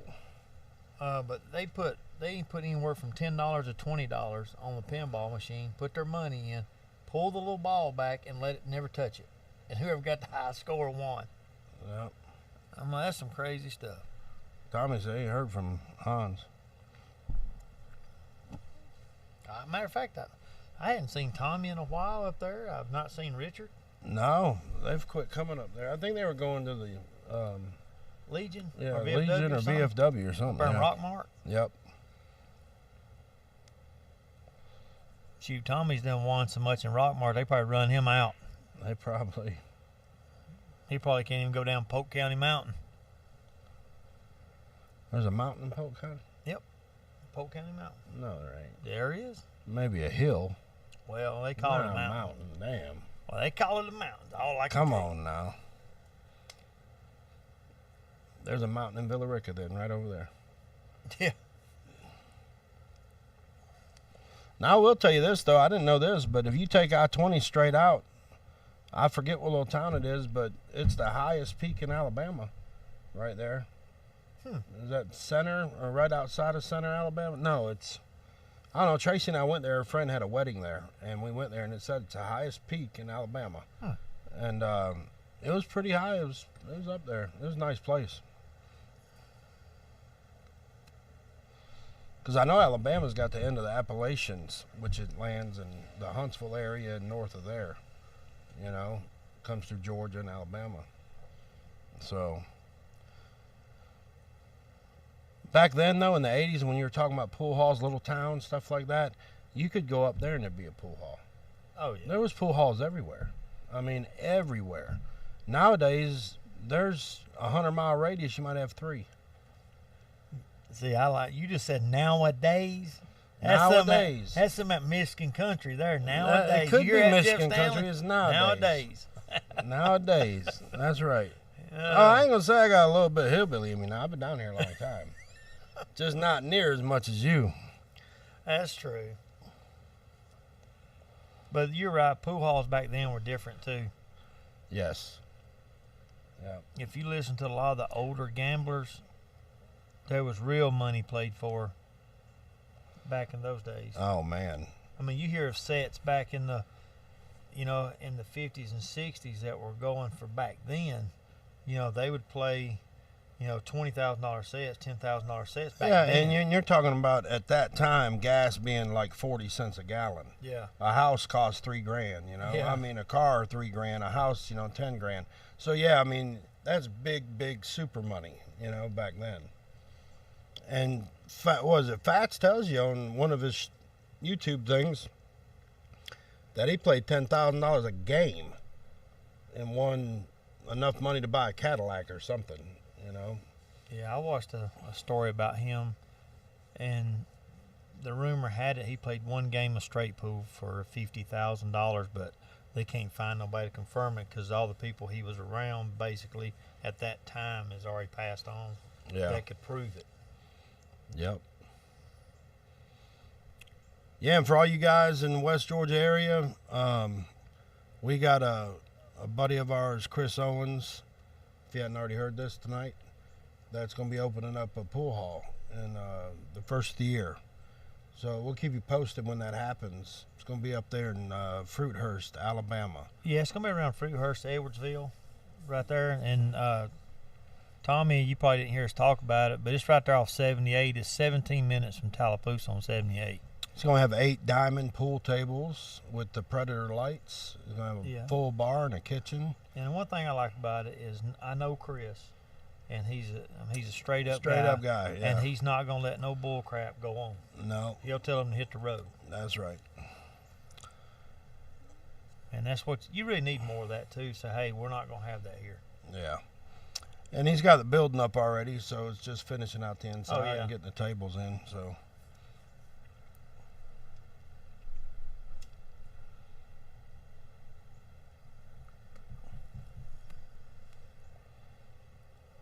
You know, this right here, I know it's 7-4, but if you look back, and I'm sure, like you said, Buck will go back and look back Sure. at his match, this could have easily right now be a one-game Swing. swing. Yeah. Easy. Yeah, it could He's be. only missed a few balls, and Steven has scratched a couple of times, and at least one time I know of, Buck didn't take advantage of it. Right. But there's a lot of pool left in this match right here. Yes, sir. It's a good jump shot right there, though. He nailed that ball.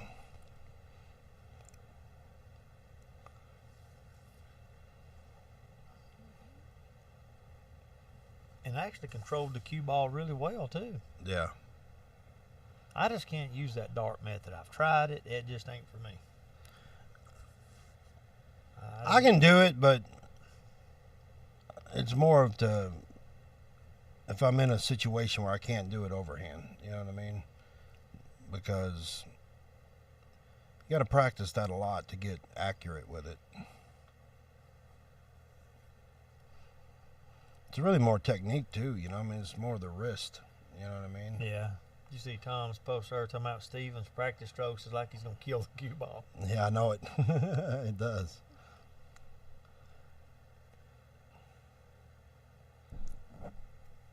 Oh, Lance. Is that what you're Chia. watching? What's Chia, Mount Tommy? Cheehaw. Mount Cheehaw. It's right Okay. there around Heflin.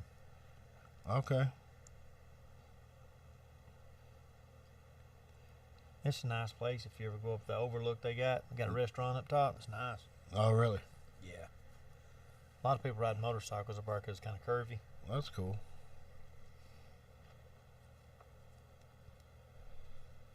But you was talking about Fats, the guy that run the pool room in Tallapoosa. That was his nickname, Fats. Oh, was it? Little old fat man, yeah. And he carried a wad of money. All the time.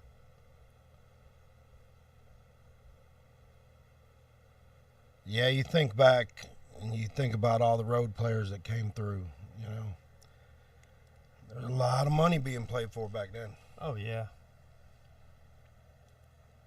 I mean, I tell you the difference in prices when I racked balls, because that's what I did. 9 ball was 30 cents.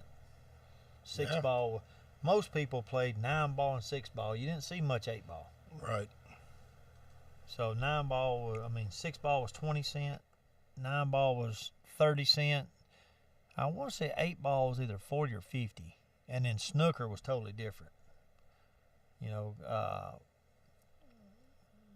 couldn't remember if they was gambling. I think the winner paid, possibly.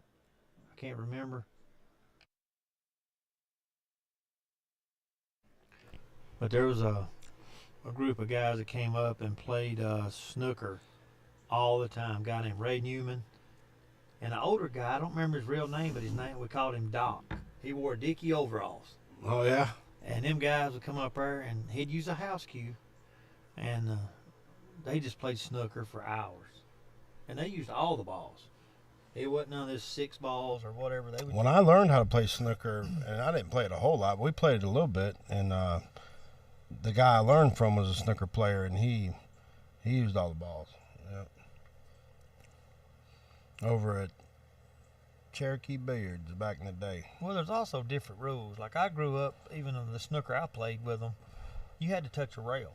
Yeah. You go to Cedartown, you didn't have to touch a rail. Right. And I just different style, different pool rooms. I'll tell you, Buck plays this right. He can get out right here. He sure can. He needs to go ahead and play that 3 ball. Oh, he's on stripes. My bad. He's on stripe. See, I'd have put bottom right on that ball and got back down table a little further. Oh, he missed it, though.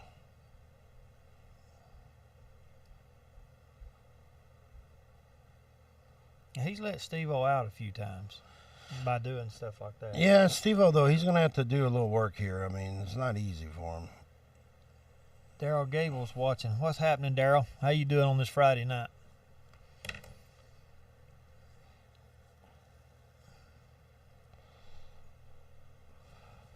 I think he's got Steve-O stretching again if he tries to shoot the 3.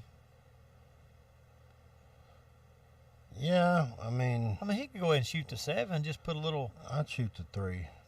Well, he could shoot that one, just put a little bit of right spin and just hit it pocket speed. Yeah. Easy cut on the 3. Because right here he's going to have to force it back off the rail. He left Buck a real good shot. You just draw that back a little bit and shoot the 9, come right around for the 8.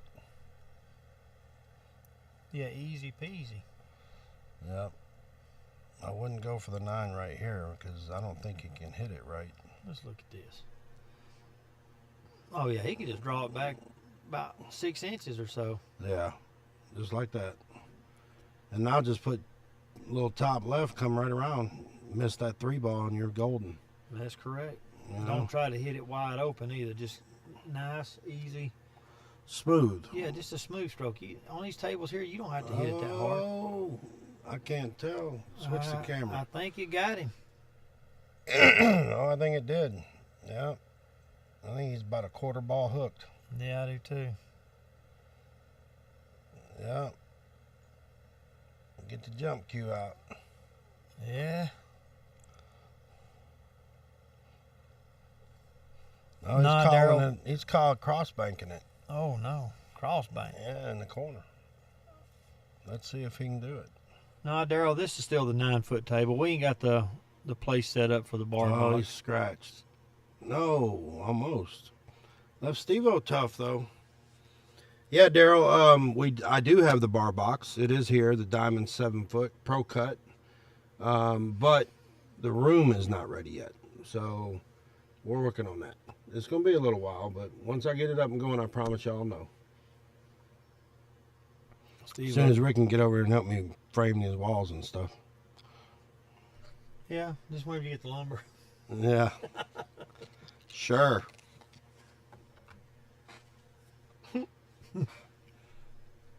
Steve-O shooting some defense. The only thing he can do here is really just try to kick it in. Call inside pocket and just kick it.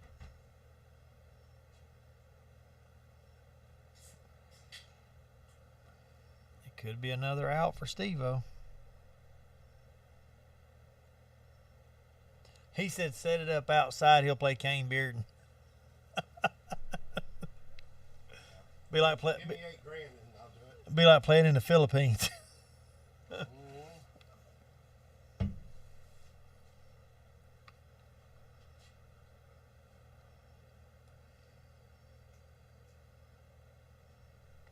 He's got to bank at this for sure. I double kissed it.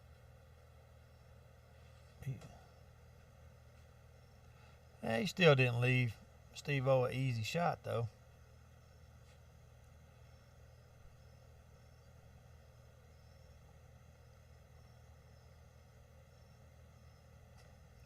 Daryl said, yep, chickens and roosters. Like they do at the Philippines. They just run around. Yeah, Steve-O's got to come with a good shot. Well, he left him. He can bank it in the side, but he's got to be careful. If he puts top on it, he's going to roll down toward that corner. I think if he just don't put a lot of top, just hit more of a middle ball and cross bank it, I think the cue ball, yeah, he tried to force it inside. Yeah. Steve-O's in a little better position here. Speaking of the devil, David Patterson's watching. We just spoke about him earlier. Little David Patterson, what's up?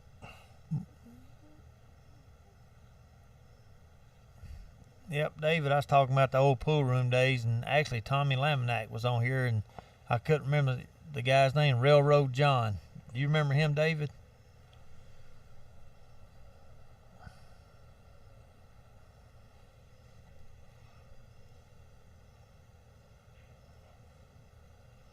Uh-oh. Yeah. Ooh, left him a little tough. He's definitely...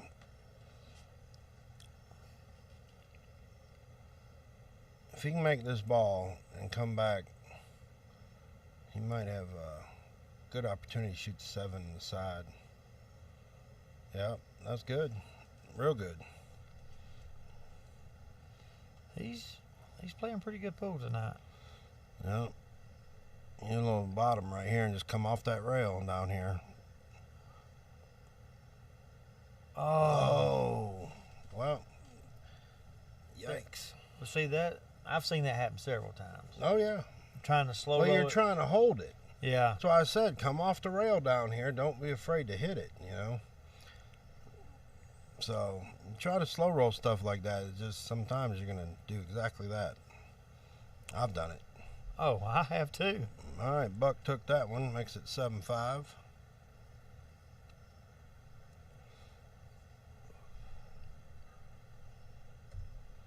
Yeah, I'd done it a few months ago, trying to hold you shape with the 3-ball. Yeah, I remember. I do too, Man. Very. Why you even bring that up? Well, you know, it's one of my nightmare days. Yeah, I imagine. I think my back's still sore. The last time I played that bad, I think I'm gonna say I was in the Hey, fifth but you grade. know what? We made it to the championship game. You believe that? It was something funny. Do you believe it? We shouldn't have, No, we shouldn't have. but we did.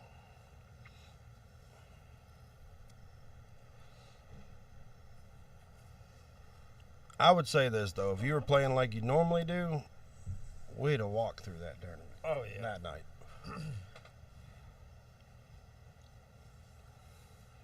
Definitely. But everybody has those days. I don't care who That you are. was my day for sure. For hopefully the next 5 years. Yeah, I hope it never happens again. Right.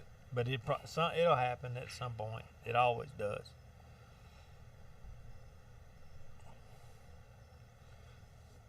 Yep, happens to everybody.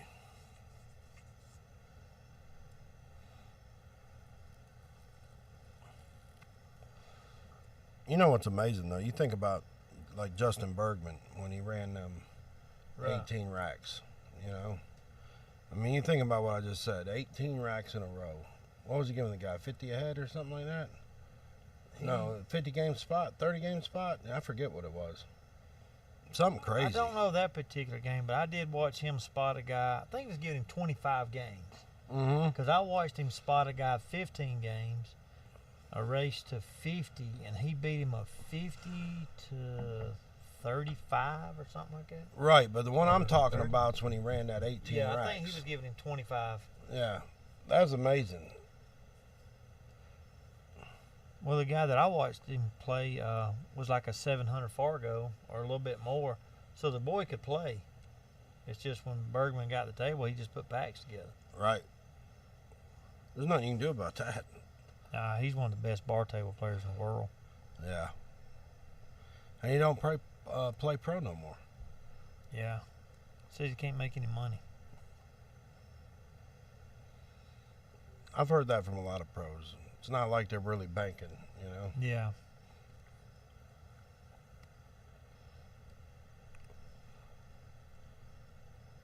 Yeah, they're not really banking all that much money. I mean, I think I seen the other day Shane's at $88,000 for the year. Yeah. I mean, granted, he gets to do what he loves, you know, and you got to think about, well, I don't know exactly what they get as far as sponsors go, but surely we get something, you know, kind of I'm sure they got a contract where they get a salary. of Just- some kind, yeah. yeah. It's probably not a whole lot, but People like him, you know, when you got your name on a queue, you're getting something. oh, absolutely. He's yeah. probably got a salary plus a little bit per queue or something like that. Yeah. I don't know. Yeah.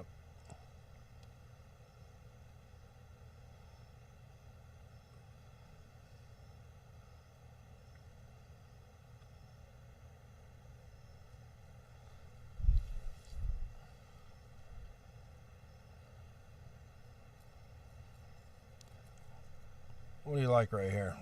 I just put a little bottom and slide across. I think he's going for the one. Well, the way that cluster is, I would try to get to that 4-ball so I could break it out. Yeah, I agree. He's going to come back now for the 3, probably. Might be able to break some of it out right here. Oh, he's playing a little D. Not a bad choice. No. Not bad at all. Of course, we always throw a big shout out to Sticks Bar and Grill for helping us out. We're eventually going to be having a stream table up there. So a lot of stuff in the works. Yeah, it just takes time.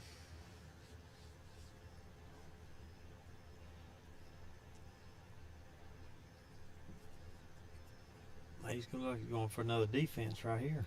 Just bank it. I don't think it's a bad idea. Just freeze him up on there. Oh, he went for the... Yeah, but he also looked like a little two-way. Well, he got it. Right here, Steve-O just needs to try to bank it off that bottom round. Just touch. Yeah. That stripe. Just touch it. That way he don't have a shot, really. Right. Alan Chastain's watching. What's up, Alan?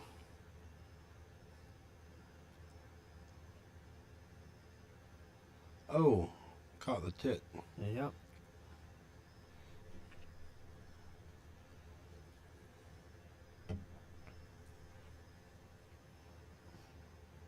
I think this is the right move here to go ahead and shoot that and get your trouble out of the way. Yeah, that's not a bad move at all.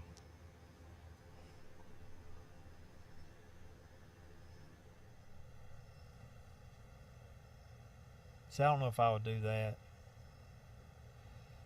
Because if he wobbles that ball, it's...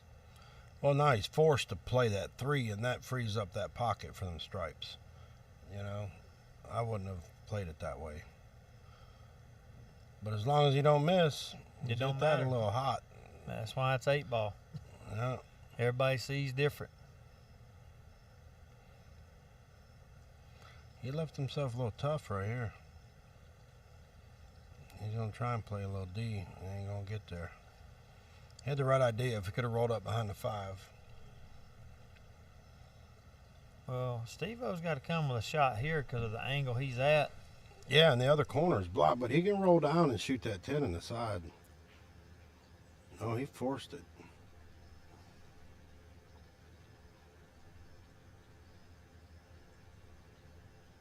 Yeah, he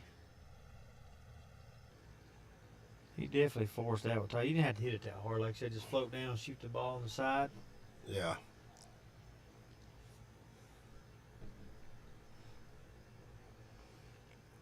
But the 2 ball's not in a great location.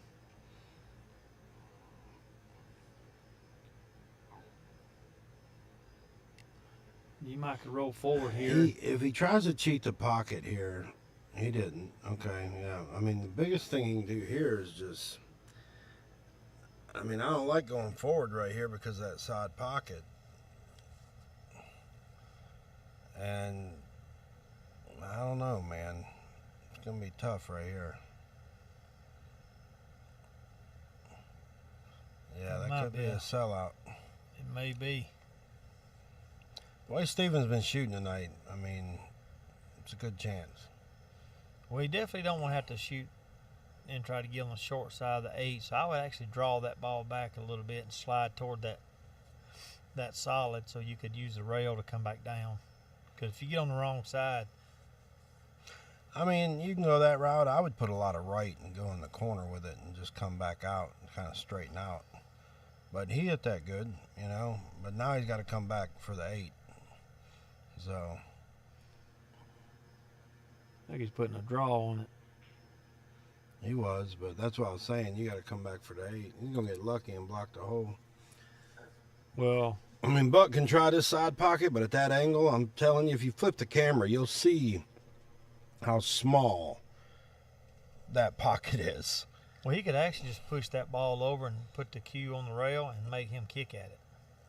He made it, though. Great What a shot. Good shot, Buck. Real Good shot. Real good shot. Now, you never played on this table. I'm telling you, that side pocket shrinks up to about 4 inches right there. It does. Buck coming within 1. 7-6. I'm telling you, man, we've had some good competitive matches on here in all skill levels. Yes, and one thing I like about it is we've had great sportsmanship out of everybody. Yes, everybody has been good that's come over and done the stream. So, hopefully everybody will keep doing it. Oh, yeah. We do it for y'all too now. Ain't a lot of people doing this, so, you know. No, not really. Not in our area. I mean, you got another couple guys that do it, but they're not local.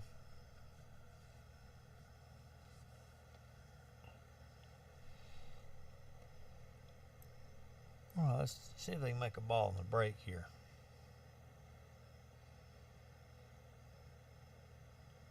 But I've noticed that they're not doing any second ball breaks like most of the people. They hitting them head on. Yeah, they are.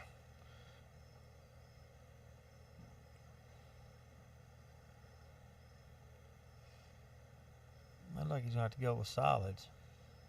Yeah. Which they're really not that bad, except for that 6 ball down there. Which he's going to hit that right now.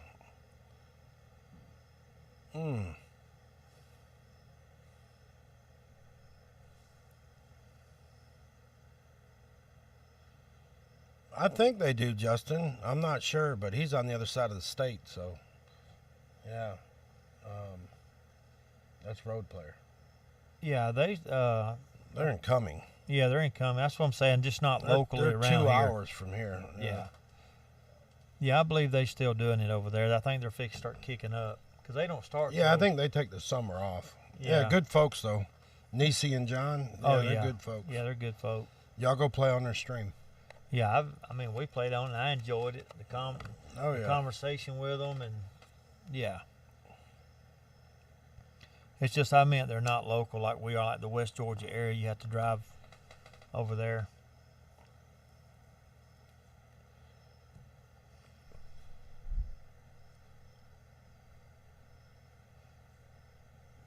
Well, I don't like having to shoot off the rail. And it's just a couple inches off the rail, but still, when you're trying to slow roll a ball, you got to be careful. Yeah, I'd rather be off the rail a good 6-8 inches, personally.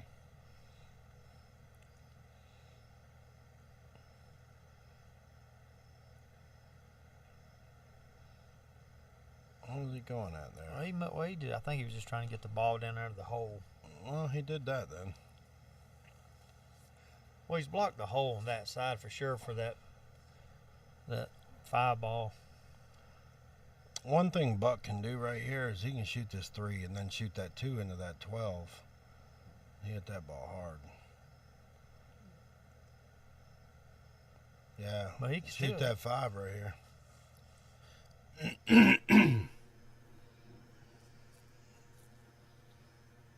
He's in good shape. The 8 ball, I can't tell if that 8 ball go. I think it will. It might go. I don't think the 2 will go though. I mean, it could, but it'll go in the corner. That's how I try to play this. Oh, he hit that ball good. He sure did. Yep. A little stun. Did you see that? Yep. Just shoot it in the corner and draw it back. You're good. You could probably just stop it. Oh, yeah, even stop it. I think the 8's got a full pocket. Do you? Yeah, I think it does. He drew it back. Yes, that's an unforced error, though. You just stop that ball. Yeah. Because he was going to shoot the 8. I'm just saying if it was me. Yeah. Yeah, I'd have drew that sucker back 12 feet. Yeah. Center pocket that ball. You know what I'm saying? Yeah. No problem. I mean, you're talking about state line here. Yeah, I'm talking about just stopping it. I'm hitting a stop sign. Thought Steven was going to miss that one for a second, the way he slow rolled it. Well, Justin, you know you're welcome to play over here, my man. Find you a player. Go to our website, actionroomstreaming.net. And there's a whole list of players down at the bottom, dude. Scroll all the way to the bottom, and you'll see a list of players, like 23 of them.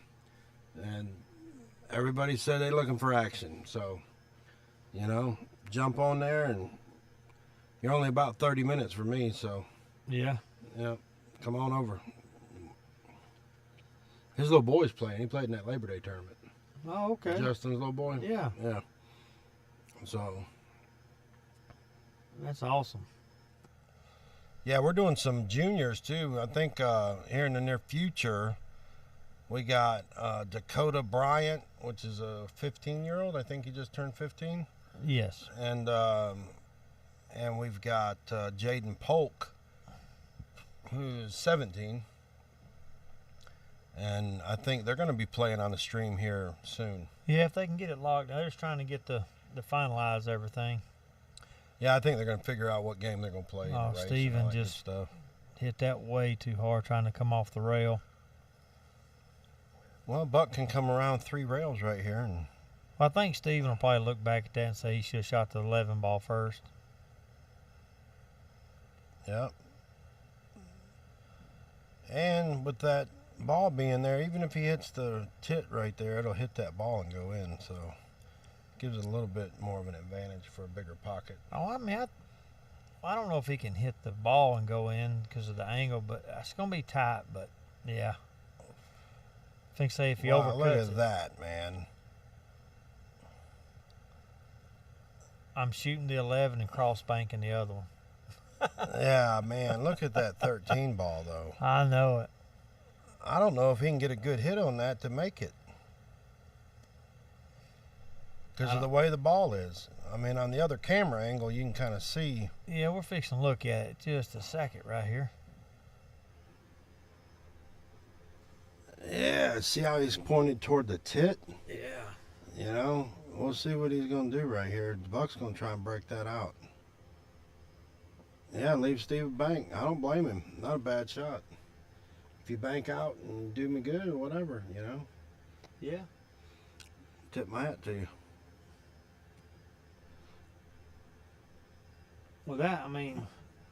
Hey, he gave him distance. If Yes. he makes the shot, the only thing is if he misses the shot, that cue ball's going back up table and Steve-O's going to have a hard shot. Yeah, when you shoot something like that, you kind of got to make sure your object ball is near a pocket. Yeah. Which I know his main focus was leaving the cue ball up table. Yeah, it was. But this is a makeable cut. Yeah, he made it too. Ooh. Almost scratched. Tie ball game. All right, guys, we're going to take a quick break. Be back in about 5 minutes. 7 to 7. Don't go away. This is a good one. And we'll be back here in just a few minutes.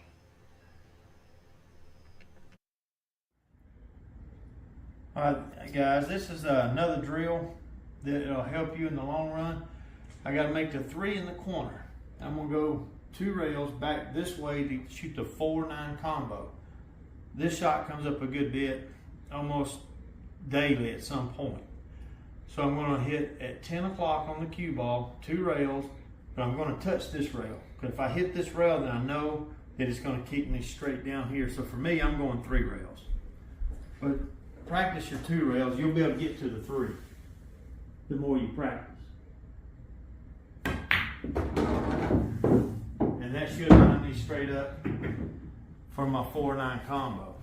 And you just got to look at the table and read the table and see your alleyways and not just slam the ball. Because I didn't hit it that hard. It's a nice, smooth stroke.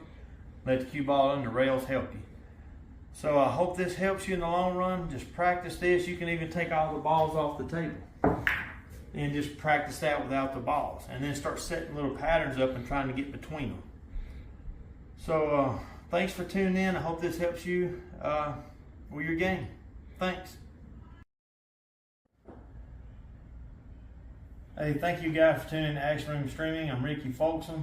That's Steve Copeland behind the camera. What's up, guys? And we're going to be doing some drills right quick while we're at intermission. And this one here is a draw. This will help you practice your draw stroke. And what it is, on this one, you put the 1 ball or whatever you got on this diamond, put your cue ball inside the pocket, and you must draw between these balls to get shape on the 2. That's going to be your first one. So let's give it a try right quick. You don't have to hit very hard. Hit about 6 o'clock on the cue ball and just draw it back. All right, that's the first one. The second one's going to take a little bit more of a stroke. and you're still going to hit it at 6 o'clock on the cue ball. But you got to get down here to get shot on the 4. So you must pass these balls. And this will teach you just more of a finesse stroke. So I didn't hit that ball very hard at all. And now you've got a shot here. So practice this drill, and like I said, it will help you on your position play withdrawal, because that's one of the most hardest shots to control. So Steve will be here in a minute to get another video out for you guys, so stay tuned, and thanks again for watching. Hey guys, thanks for tuning in. Guys are taking a break right now.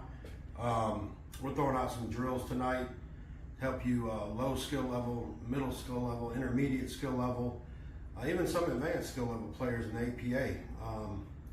So when you're put in a situation like this, and as you can see, the one's straight in, and you got a 2-9 sitting down there. I can't go forward right here because I'm straight in for one. Even if I manipulate the pocket, I got blockers in the way, so I can't go that route. You can try, but more than likely you're gonna get weird on the ball. It's not gonna work. There is a way to get down there though, and that's using bottom right English. And you gotta put a good stroke on this and draw this ball. I'm gonna hit about 5 o'clock on the ball, and it should draw back, hit this rail, and then take off this way. So let's give it a try.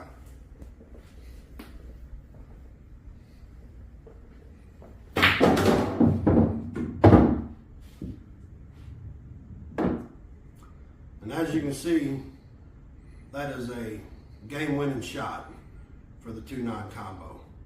Now, like I said, this isn't, everybody can't do this shot. You got to put a good stroke on it. You got to get a lot of draw, and you got to do 5 o'clock on it. You have to hit 5 o'clock. So practice it, maybe to help you win a game one day. Stay tuned. Hey guys, welcome to Action Room Streaming. I'm Steve Copeland. Ricky's behind the camera. What's happening? We got guys on break during a little intermission. We're gonna throw some tips and tricks out here for you, beginner and intermediate players. So I see a lot of guys and gals in league try to go for runouts, but they're not looking at the problem area. So your problem area is gonna be your 4. The 9 does not go anywhere. So you can try to flog at it and wail at the 9, but that's not the right shot.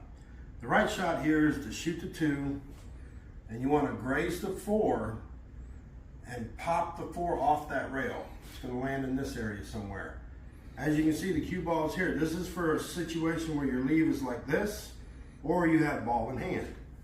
All you got to do is line it up to the edge of that 4 ball and just put a little stop or draw shot at this angle. Let's give it a try.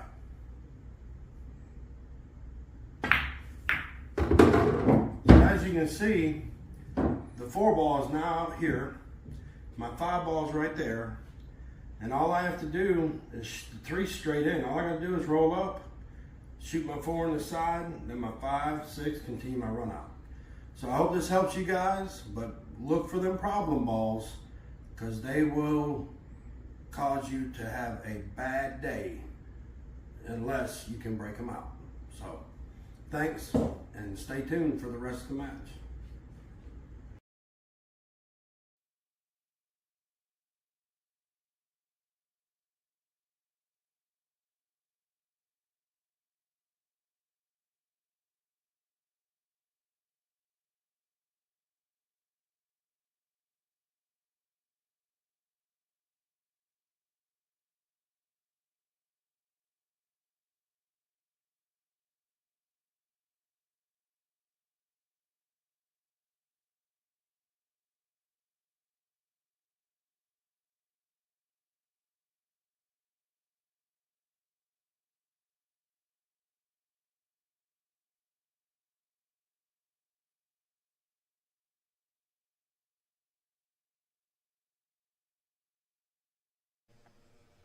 All right, we are back from the break.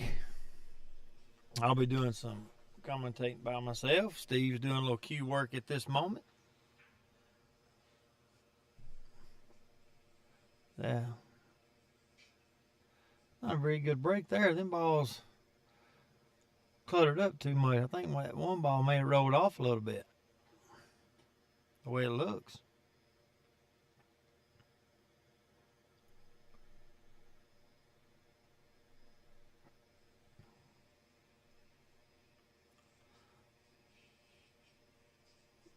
What's happening, Lance Atkins? I didn't get to see it a while ago while we was at break.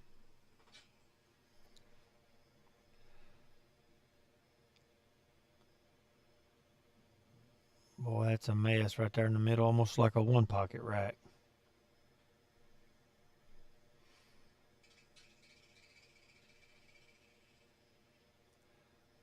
He's going to try to break that up or stick it. Not a bad shot out of Steve-O getting the 3 over to the corner.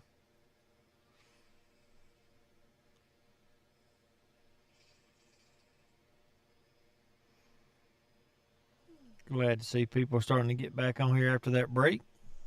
Thank you for joining us back.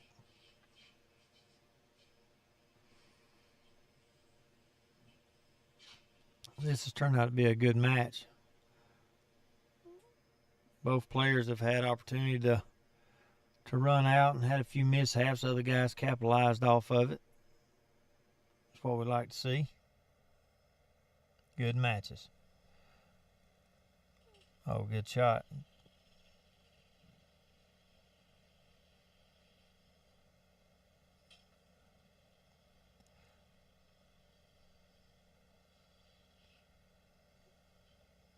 We turned that cue ball a little loose that time.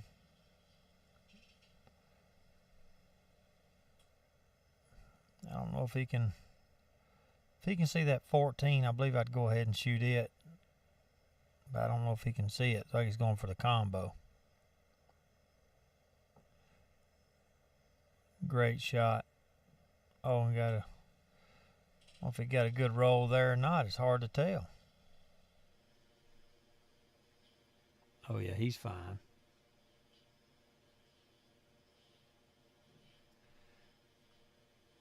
He told me during the break he didn't understand why he was hitting it so hard. He goes, I normally don't hit it this hard. He said, for some reason, when I play on camera, I get a little, I guess, geared up.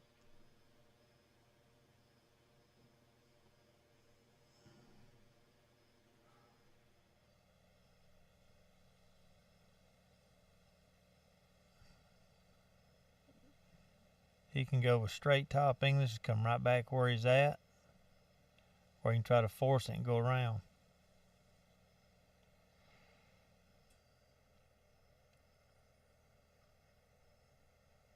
I think the 3's going to get him here.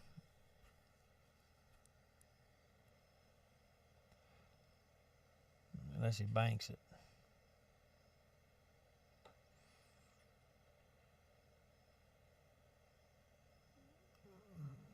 Boy, he got robbed on that. I thought that was a good shot.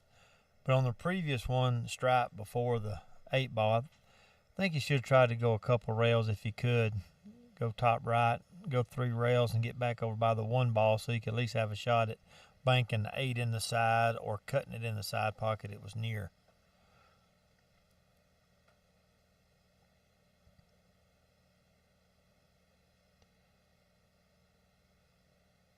See, if I'm Steve-O right here, I'm going to push the cue ball up behind that 7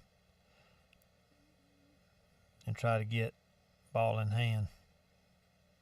But that's 8-ball. He chose a different route.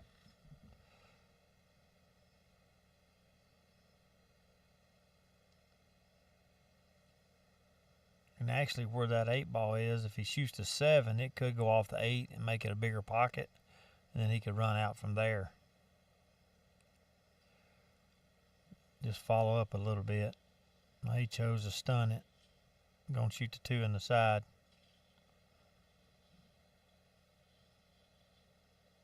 Just roll up. Shoot the 6, draw it back. See, I like drawing it off there and shooting the 1 in the side where he's going now. But that's my pattern. He's got his own. I just like shooting the 6 first and then the one, because that leaves the 4 for this upper corner or the side, where now he's got to make sure he don't get on the rail. Good shot. If I was him, I'd just maybe draw it a little bit, but don't try to get crazy with it. Just leave it down there by that pocket. Boy, he hit a good shot, but I don't think I'd have went forward like that.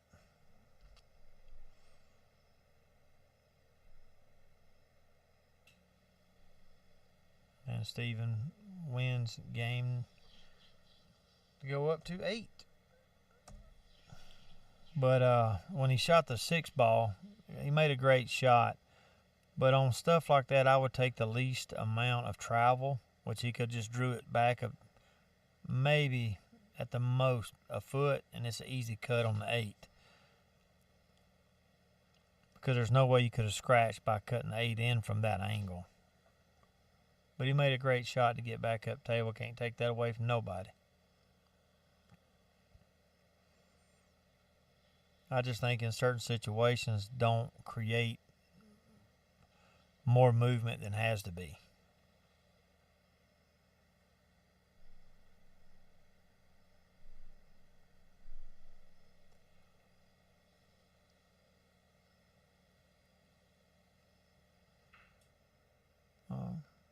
That was a solid break out of Steven for it to be a dry break. Very solid. And I like seeing him hit the 1 ball first, not do the 2nd ball break. I like to see that. Normally there's not as many clusters, and it does give both players, if the other guy breaks dry, to have a run out. So that's one thing I like about this.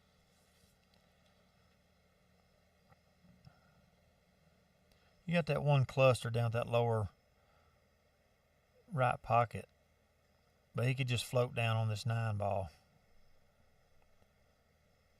and maybe shoot like a defensive shot. Looks like he's trying to go through the gap to that lower right pocket in the corner. All right, I'm back. I had to get a ferrule off Mr. Stanley's stick. I told him I'd fix it for him.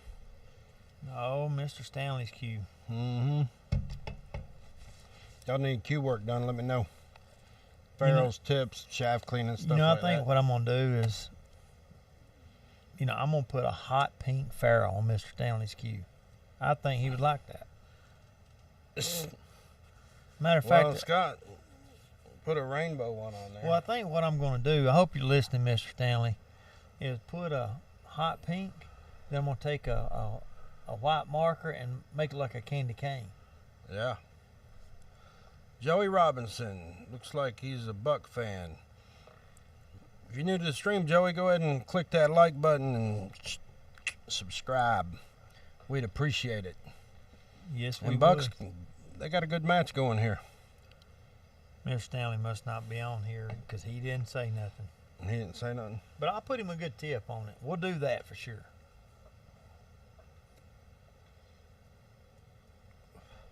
He's getting a G2 tip. Medium. Can't go wrong with that. No. He said, just put a good tip on it for me. I don't care. Good deal, Joey. But there are so many people out there that that's one thing about the pool. They'll tell you that this is the best tip, that's the best tip, and that's, Hey, it's whatever you like. That's exactly right. I don't care if it's a LaPro or an Elk Master. If you like it and you shoot good with it, then shoot with it. Like me, I can't stand a soft or super soft, but there's guys out there and ladies out there that say, I love these tips. Yeah, I like medium. I like some hard tips. I like the Zan Hybrid Max. Yeah, that's a good tip. So, but G2's pretty dependable. I mean, for me. Well, I would say for me, the one tip that I've never liked, and I tried 2 of them just to give it a try. And I think it was the guy that sold us those tips from Florida. He said they're supposed to be like Kamuis. What were they? It was kamikaze? Yeah, kamikazes. I mean, yep. both tips that I got, half the tip came off. while I was playing. I'm like, what in the world? I mean, just half of it just fell off on the table. What's that? Cash App ready. For what? Who you want to play? I'll take Buck for 100 if anyone want to gamble. What? Yeah.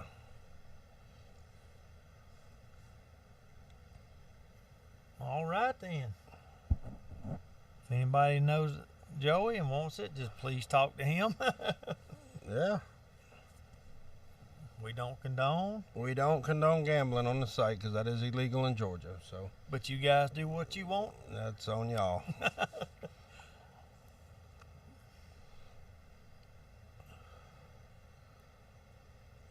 A fellow by the name of Joey Robinson, Daniel.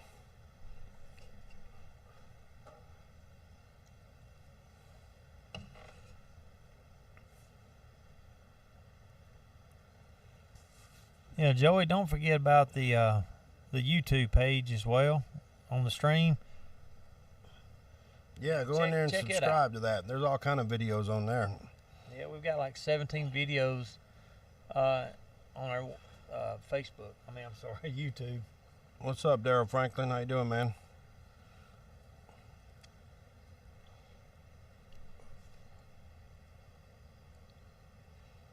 Boy, that was a cut. It was a thin cut.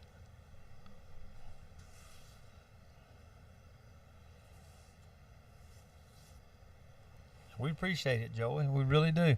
And please pass the word on to everybody. Yeah, spread the word.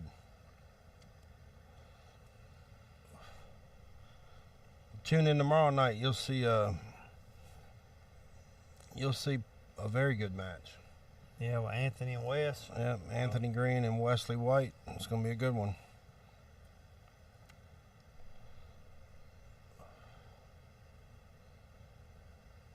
We tried that bank.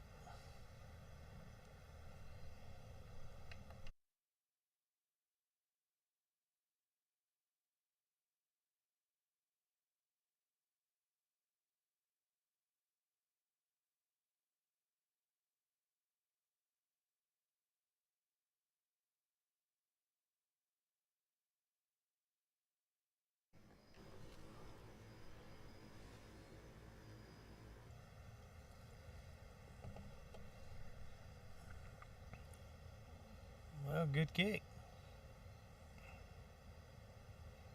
Oh. I take that back. It wasn't a good kick.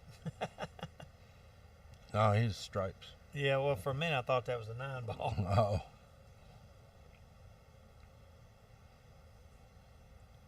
He hit it so fast I seen yellow. Right. Let me rephrase that. Yellow. Yellow. Not yellow, but yellow. Yellow.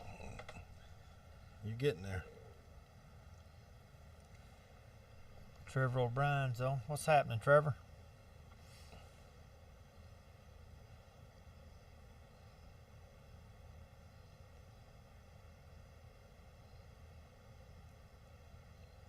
Well, he's going to stop that bar and put a little draw on it. See what he's going to do. A little two-way. Oh, yeah. A lot of people don't see those shots. Yep. They're good shots, though, because he's got a shot on 2 balls right here. So he can even choose to do it again if he wanted to.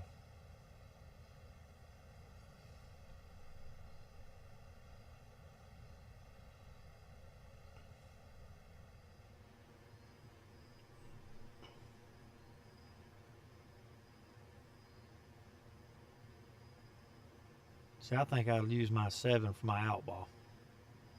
Yeah. My 3 ball, 3 ball, yep. Just make sure you don't get hooked. Just slide off that rail. Okay, he's going to take what... There's nothing wrong with taking what you can get. No, because it's a fairly easy cut. Don't try to hold it, though. No, you hit this with center ball and just... Follow up and down.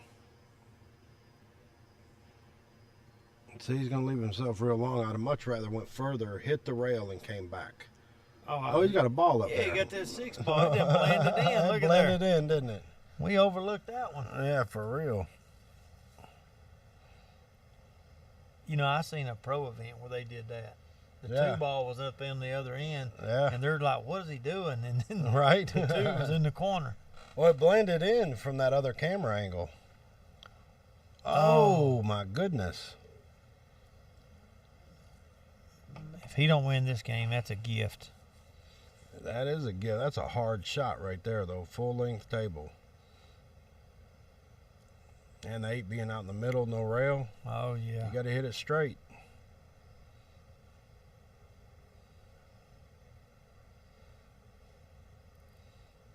Oh, no, he wobbled it. Well, Buck's got an opportunity right here. Tie it back up. You shoot this in the side or in the corner? For me, I'm going up in that corner probably. Maybe the side. It would just depend. From that angle, this other camera angle, probably the side. What would you do? For me, I like shooting it up in the corner and just roll with just middle ball because you can't scratch. Yeah, that's kind of what I like. I like the corner more than the side, but from that other angle, the side, well, never mind. Because with the corner, either way, no matter what you do, if you miss, Steven's got a wide open pocket to win the game, so you might as well go up to the bigger pocket. Yeah. Corner's always a bigger pocket in that situation. Oh, hands down.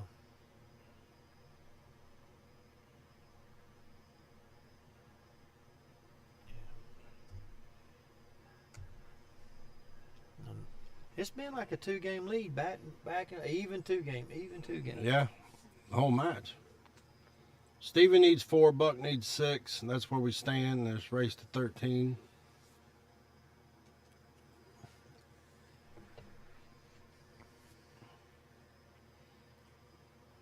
But yeah, that last shot, I mean, you could pick your poison with the side of the corner, but my shot would have been the corner.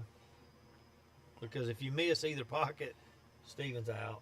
You'd have to get lucky to hook him somehow. That's right. I was talking about a while ago, I really like seeing him hit them balls and spread them open.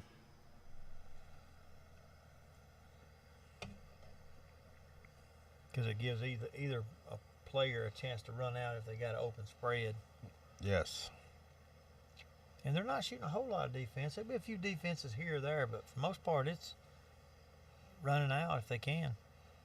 Yeah. Look out. Oh. Now, refresh my memory on this. With it being BCA, like, he made the ball and scratched. Does that make the table still open? Yeah, ball in hand, too. Yep.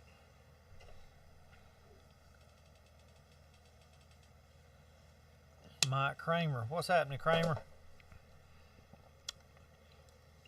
Kramer. Hey, man, we're coming to Iron City with your butt on September the 16th weekend. Coming in as a 3.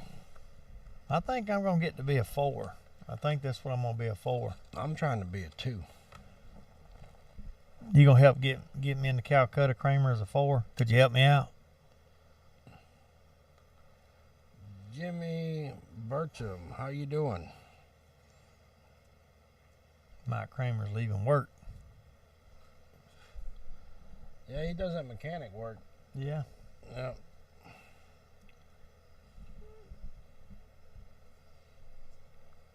Yeah, we'll get Kramer to go with us, and he said sure. Yeah.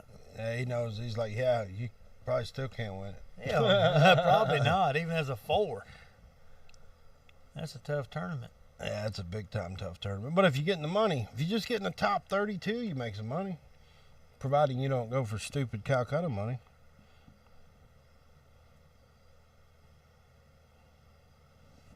Well, he says he's following on TikTok. Glad to see. Oh, cool. That's awesome, man. We just started a little TikTok thing with the Action Room thing. There ain't a lot on there, just one video, I think. Yeah, we're gonna put a bunch out there. Yeah, we'll get some stuff started on there. Actually, we got a couple. I think you got yours, don't you? What's that? Your own TikTok? Don't you have yours? No. Oh, I thought you did. No. I changed it over. Oh, okay. To the streaming one. But yeah, we'll be putting some videos out there.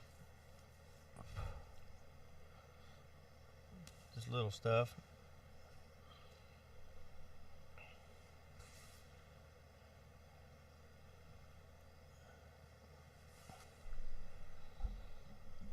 But you know what amazes me? How Iron City is an amateur event, but yet they got that much money. Man. That it produces as a tournament. That's that Calcutta. Well, altogether, they get 130, 150 players.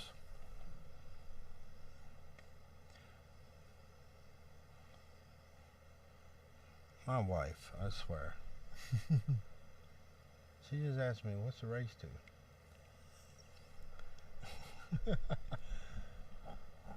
Look at the television screen, dear.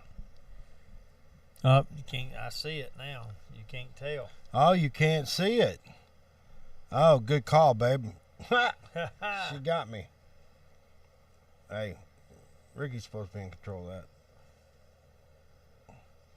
No, right here, bro. Minus on the clock, yeah. Let me fix that right quick. That ought to do it. Give it time to update. Yeah, there you go. There we go. Thank you, There you Ms. go. Copeland. Thanks, Trace. We got it. Thank you very much. It says race to 1. Yeah, race to 1. Well, that was over a long time ago. All right. That's why she put laugh my ass off after she texted me.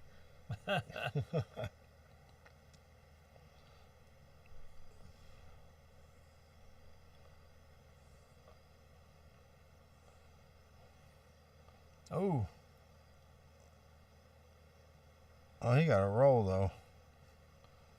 Yeah, But Steve was going to lock him down right that's here. exactly right. Yeah. Yeah, that's jail. Oh, yeah. For sure. And the only way I see it hitting this ball is really going 3 rails. 2 tight here, miss the 5 and hit the rail and hopefully hit it. Unless he can see something I can't. There it is, 2 rails, yep. We're located west out of Atlanta, Jimmy. Yep. Based out of Villa Rica, Georgia. Sticks Bar and Grill right there. Where you from, Jimmy? Where you at? You new to the channel, you need to subscribe and whatnot. Yeah, help us spread the word. Yeah. We're trying to get this thing to grow.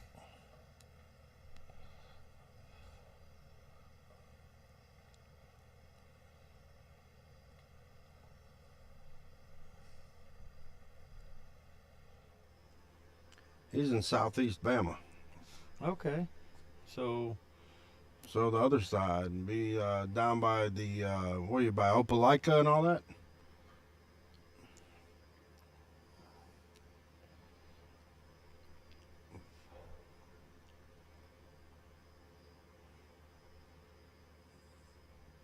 I used to play a little tournament down there in Opelika at that little Rockin' Robbins. It's now 169 Bar and Grill. Oh, that's going to be ball in hand. Oh, he lives near Dothan. I got a cousin that lives in Andalusia.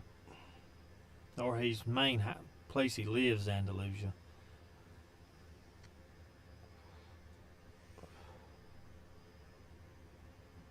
Yeah, I think Dothan, they hold a pretty good tournament down there, don't they? That's down where Isn't that where Randy Jordan and Jones and all them went to? Jason Jones? Jason Jones hangs out around that part.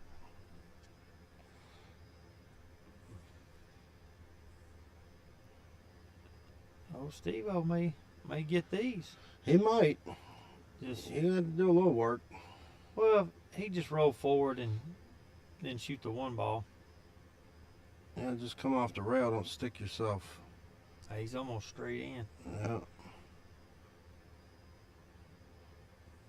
Trying to get the chalk, and it falls on Steve's table. Oh, my gosh. It'd be a lost cause, wouldn't it, buddy? Well, fortunately, it does have doors underneath, and you can get in there, but still a pain.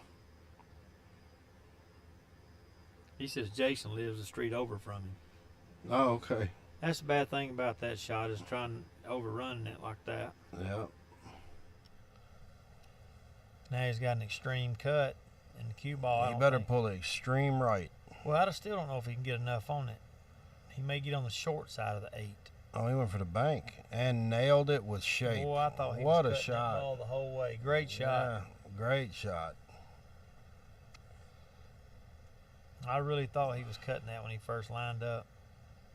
Yeah, he nailed that. That was a great shot. 10-7. Oh, this is the biggest lead so far, isn't it? 3 games. Yeah. I think he had 3 games earlier. But yeah. Yeah, and then It's the most though. And then Buck came back. Yeah. Yeah, the table was 9 foot. Pro cut pockets. It's rosewood diamond. And they're 4.5.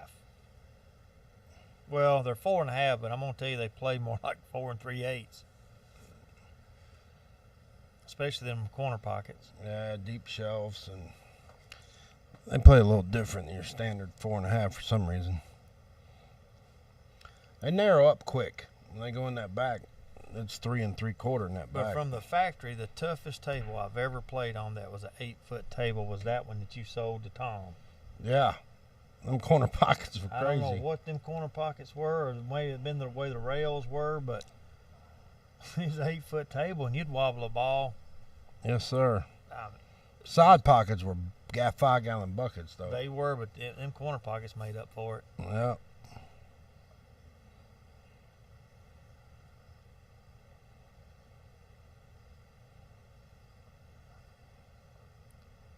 Dollar Hutchins is back on watching.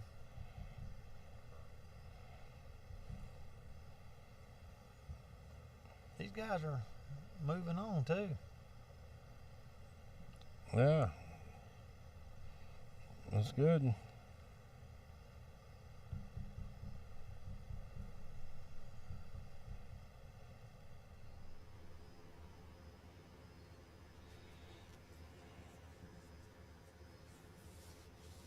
Not a bad little shot.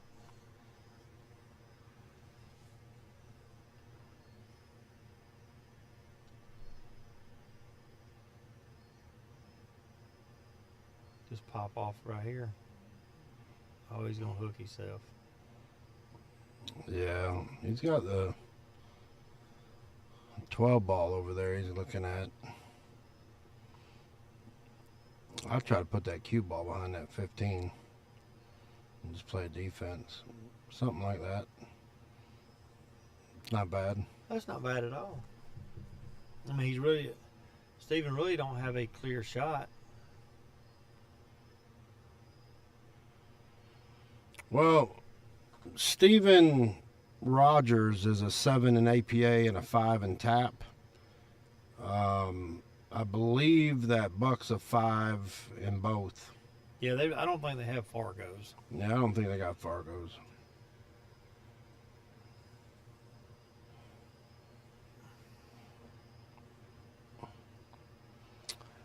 I know what Steven was trying to do, and he got the 9 messed up over there, it looks like, but I mean, Buck's got this in the corner and roll up and go ahead and get his 15 out of the way as well. But his problem's going to be right over there. He's going to get right on that. Is that the 12 ball? Yeah. But you know, he could actually hit that ball, I mean, soft, barely touch it, and put him right against the rail, and he can't hit nothing. Yeah, he went for the cut and broke that out. Scratched.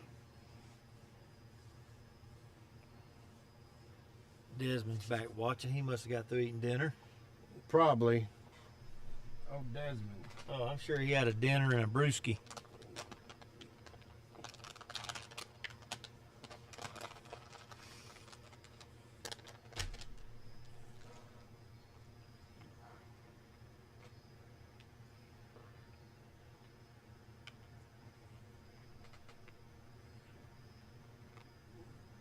He put the wrong side on that. Yeah.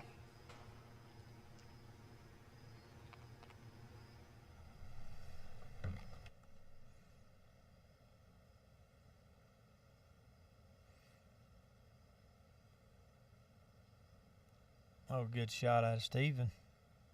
He still got a little issue with that 5 ball though. Desmond said, "Yes, sir, full belly."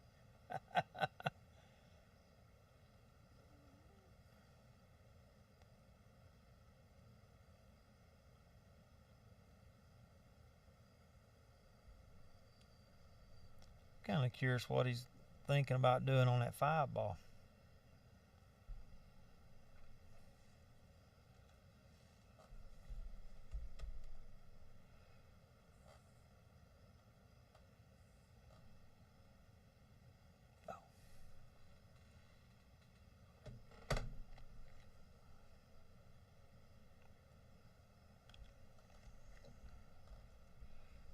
Kind of got a little rough here.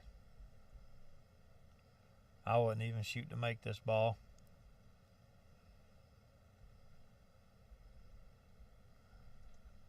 Because he wouldn't have had nothing on the 5 if he would have made it.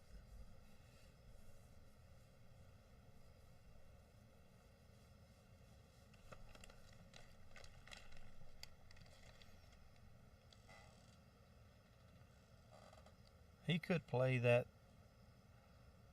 off back of the 8 ball, but I still wouldn't do that because you still got an issue with the 5. Well, he just blocked the hole for sure.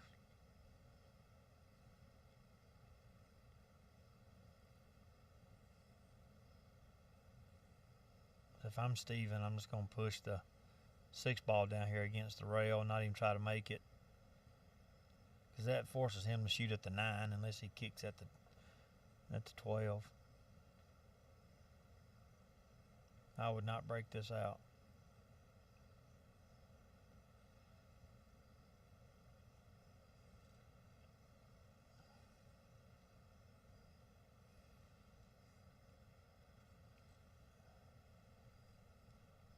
Yeah, right here, I'd just lock him down with that 9 ball. Oh yeah, just push the cue ball right up to it and let it pop off the rail just a little bit. Yeah. He's going for the shot in the corner. Yeah, that's not the right shot though. No, I wouldn't have done that. But again, there's not much defense going on. No, there's not. But I definitely... Steve's got to draw this ball back a little bit, so... Wobbled it. Yeah, Jimmy, we've not played Iron City since they started the handicap. The only tournament we really played in was the open event they had out there a few years ago. We've not played in the handicap one yet. So we're gonna go this weekend and find out. Yeah, we'll see where they put us when we get there, or when we call him.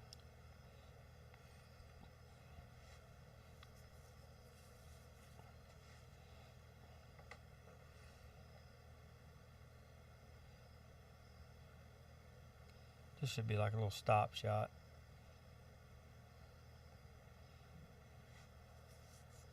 This can be a small problem for him here. He's got to get just right. He can come off that rail if he needs to behind it. I prefer. Yeah, he tried to force it to get down there on the bottom. You know, Buck needs to get his 12 ball out of there right now. And I know it's a risky shot, but all you got to do is bank it out in the middle table, kind of leave the cue ball right in front of that 8 ball. You know? Yeah, I agree. He could just push it over and just try to let the 12 kick out. Excuse me, Mr. Buck. Good shot. You got to do it again.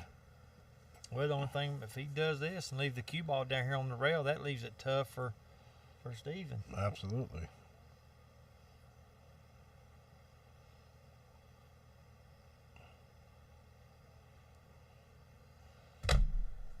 Well, I believe that's a makeable shot. As long as he don't try to put inside. Yeah, he's gonna. That's what I thought he was gonna try and do. Smart. It is, because he's shooting at your pocket that you need to put the 8 anyway. So now I'm cross banking the 9, and I'm bringing that cue ball back around up top again. That's exactly right. You know what I mean? I mean, you can put a little bit of outside and go 2 rails, or just put inside and let it straighten itself back out. Right. But don't leave the cue ball on that end of the table. Yeah, it has to be. Well, you got got a bump.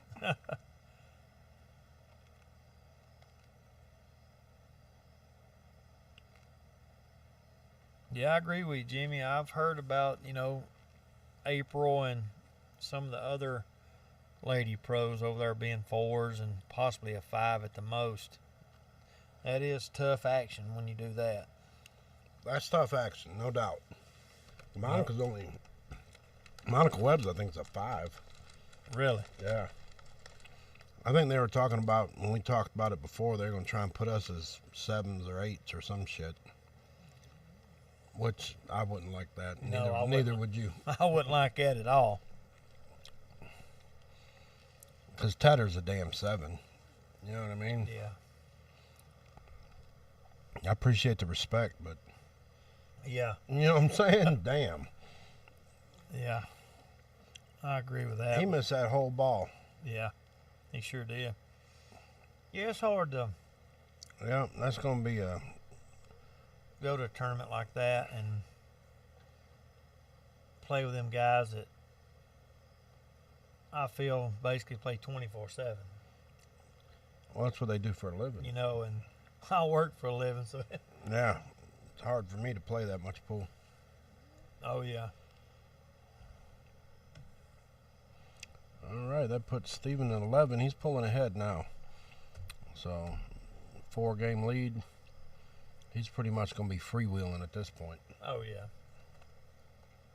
But he's got to watch it. If he starts freewheeling and messes up here or there, Buck can come back. Buck can come back and win it. Buck's only made a couple mistakes. It's really changed the game. That's it.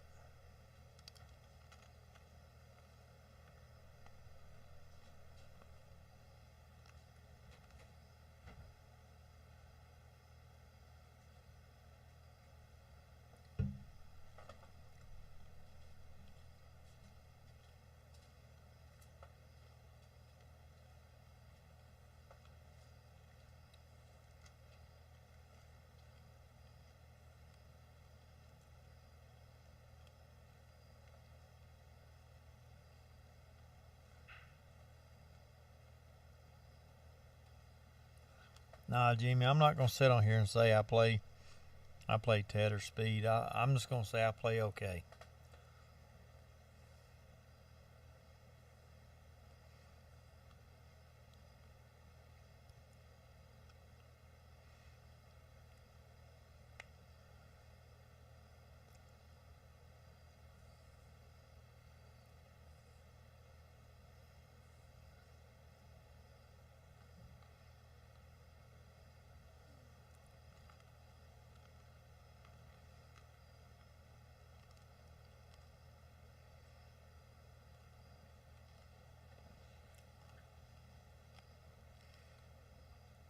Need to shoot this little top. We got a little further than what I thought.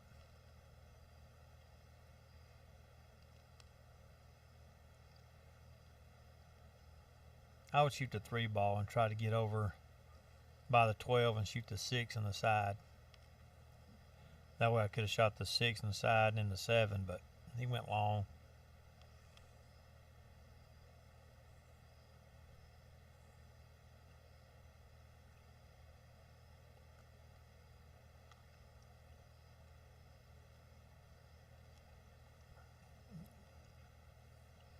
Yeah, I hear you, Jimmy.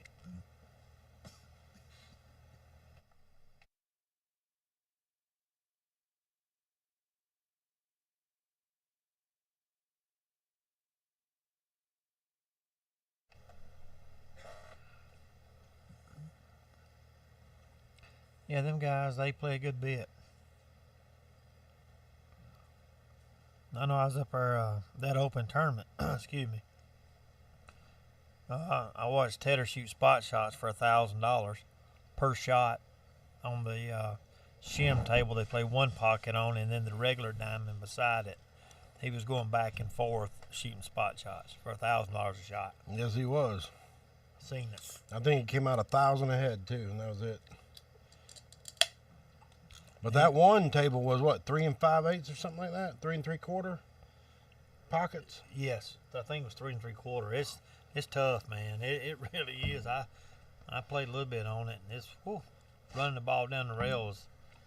Yeah, I played a few games on it, and it's definitely a tight pocket. To shoot balls down the rail, you have to use top English on that table. Mm-hmm. And if you use bottom, it better be pocket speed bottom. Mm-hmm. That's for sure. Well, Buck's definitely got an opportunity to get something going here. Oh, yeah. I'd shoot that 6 right now. I'd shoot the 1. He's going for the 2. Jimmy said he was there that day. He was shooting spot shots. Oh, was he? That's what he says. Yep. Yeah, we were playing in that tournament, actually. Yep. We appreciate it there, Patrick Smith. Thank you for joining in. I hope you, subscribe and follow our page and yeah, we're on spread the YouTube, word to your friends. Facebook, YouTube, and TikTok. And check us out. Yeah. TikTok's still new and up and coming, but yeah, but it'll get there. We'll get some. Yeah, but we're out there. Yeah. Yeah, that open tournament, I'm telling you, that was. They had Tony Chohan, Skyler. What was that young kid at Rivera? Yeah, Jorge Rivera. Man, that little kid, I say kid, a young gentleman, he was slick. I think he was 19 at the time. Yeah, he was something else. Yeah, he was good. But that's one of the only tournaments I've been to besides as an amateur event. That's the only tournament I've been to. If you walked in there and said, I'll play anybody. Yeah, Sergio, Jimmy, you're right. Not Jorge, it's Sergio. Yeah. Yep. You walk in there at that day, you could have said, I'll play anybody in this building for 10, 20,000. They'd have lined up. Oh, yeah, hands down, for sure. Yeah. There was a lot of money floating around that place that weekend, for sure. For an amateur, for an open event, which is, man, that was unreal. Yeah, when we were staying down there at the Marriott, and I walked out front and smoked, and Tony Chohan was out there. And him and I sat there and talked 15, 20 minutes, about the tournament and things and whatnot, where he was heading up to next. And, that guy lives on the road, man. He's always traveling. I enjoy open tournaments. I do, too. They're tough, but they're good. You know what I'm saying? Well, what I like about it is if you get beat, you get beat.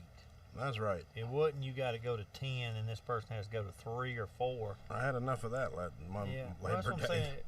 And I understand you got to have handicap events nowadays. I do get it. But if you're a 4 and you're getting a 6-game spot and you win by rolling the 9 a couple of times, did you really win though? You won, but you didn't beat the guy. Yeah. At least playing heads up. If I get beat by, if I had to play you and I got beat by you, or I got beat by Randy Jordan or Jason or Tedder or Sergio, I know I got beat by a good player. Yeah. So. Yeah, Jimmy, you're exactly right. Matter of fact, Efren just kind of did a little exhibitions, if you remember, and played chess. Yeah, he got sick or something, didn't want to play. He was supposed to play. Yeah. Well, actually, they told him he wasn't going to be playing. They called his match on the stream and then had to change it. Mm-hmm. But yeah, all them guys you was talking about. Yeah, Josh Roberts, fellow we know, Daniel, first open tournament I think he played in. Mm-hmm. And took old Josh Hill. Yep, shot real well against him. Yeah, he did.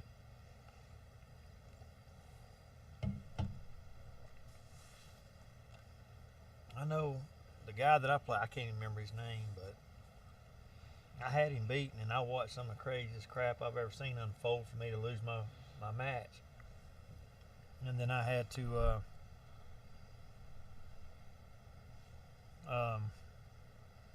come through the losers bracket and play. It seemed like forever, and it seemed like I got the bracket where everybody I played was just something else. Yeah. I had a good tournament that weekend. I can't say I did. I didn't make it into money, but I had a good tournament. Yeah. Played some good players, and I lost to a good player. My first match was an okay player. But Me losing to the guy to get actually find. Yeah, but old Marcus will tell you, he shit that 9-ball in, man. Yeah. I mean, I missed a 9-ball early to actually would have. You did, but he meant to hit that in the corner, and it went 4 rails back in the same pocket. Yeah. But I mean, he's a good player. You know? He's a great player. Just like when I lost to Bobby Stovall. I mean, Yeah.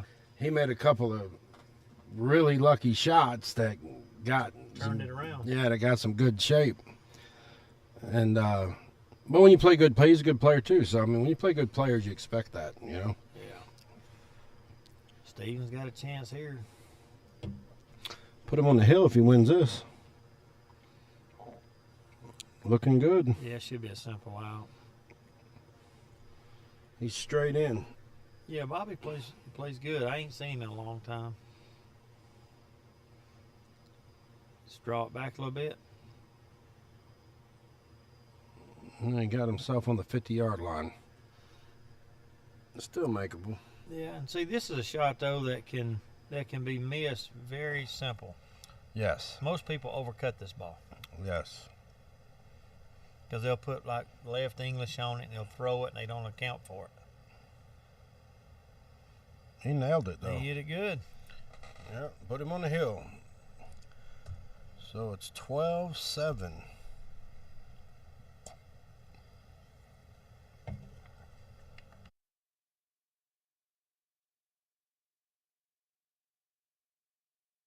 Yeah.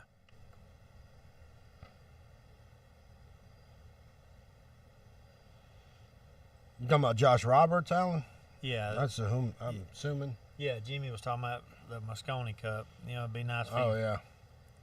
I think I hadn't got to see much of it, but I think Shane Wolford was in the runnings for it. I think you're right. I think I saw something about that. Have you seen anything like that, Alan? About Shane Wolford? Oh yeah, Josh is a good player, Jimmy. I mean, hell, he's got a 780 Fargo. I mean, yeah, he's definitely a good player. I know. I didn't really know anything about Shane Wolford until we went to his place, and all of a sudden he started playing a lot, and he's doing very well. Yeah, if y'all are ever in Roanoke, Virginia, drop by the Wolf's Den. That's Shane Wolford's dad's place. Badass pool hall. It is. It's a simple pool room, but set up nicely. And it's all diamonds. You got nine footers on one side, and you got 16, I think, bar box diamonds on the other side. Really cool layout. Yeah. Very cool.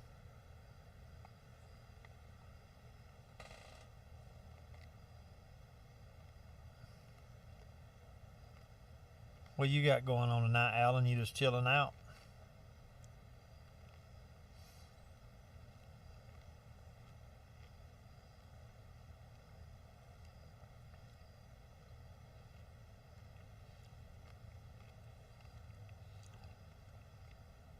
Yeah, I tried to give Shane 8 when we was out there, and he wouldn't do it.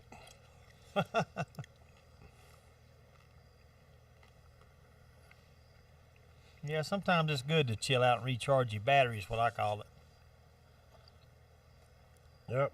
For all you guys that are new, if you don't know Alan Chastain, he holds a lot of tournaments up here at Sticks Bar and Grill. Yeah, he's a good tournament director. That's Good tournament director, and I know we puts on some tough tournaments. We give him hell, but we do. That person ain't that handicapped. And his favorite sayings, if they're underranked, buy them in the Calcutta. That's right. That's exactly right. But like, Alan, he ain't no 4, he ain't no 5. Well, buy him in the Calcutta. Yeah, I've been trying to get him to lower me. He won't do it. He set me up a bunch. I had to play like 6 10-2 races Monday. I played a lot of pool, I ain't gonna lie. I had a lot of practice, that's for sure. That's one thing I like about it. When he holds a tournament about a handicap, there's no arguing. Buy him in the Calcutta or be quiet.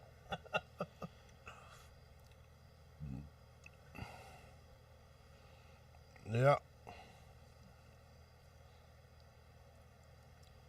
Shit, if Alan had a pool room that had 100 tables, he'd fill it up. That's a fact. He should. Oh, he could do it. If we had somewhere around here, dude, like Iron City, he'd fill it up. He would.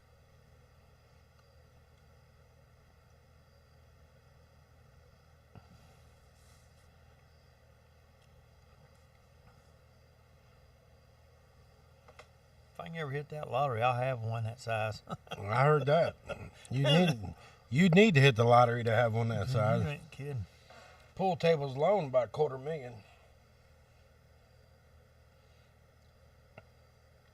If I hit the lottery, I'm telling you now, I would have at least 16 bar boxes and 16 9-footers. Oh, I'd have more than that. I don't want nothing too big. You got to go with at least, size of Publix. Shit. You know what I'm saying? I mean, hell. Just 2 bars.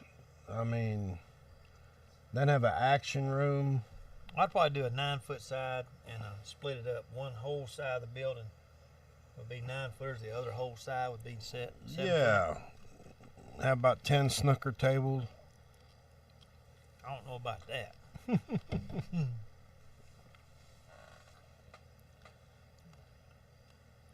22 7-footers and 16 9-footers. That's about right. That's about right.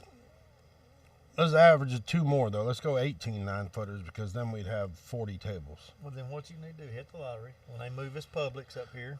Yeah. No. Shit. You'd have to hit the lottery for Mega Millions. Well, that's what I'm saying. Hit it. Oh, yeah. Yeah, that's what I'll do. And call it I-20 Billiards. Yeah, I'm working on it. Oh, Steve will miss that shot.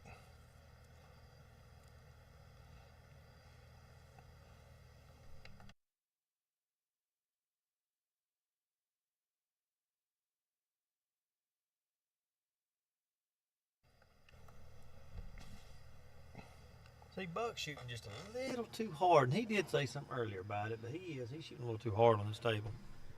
Yeah.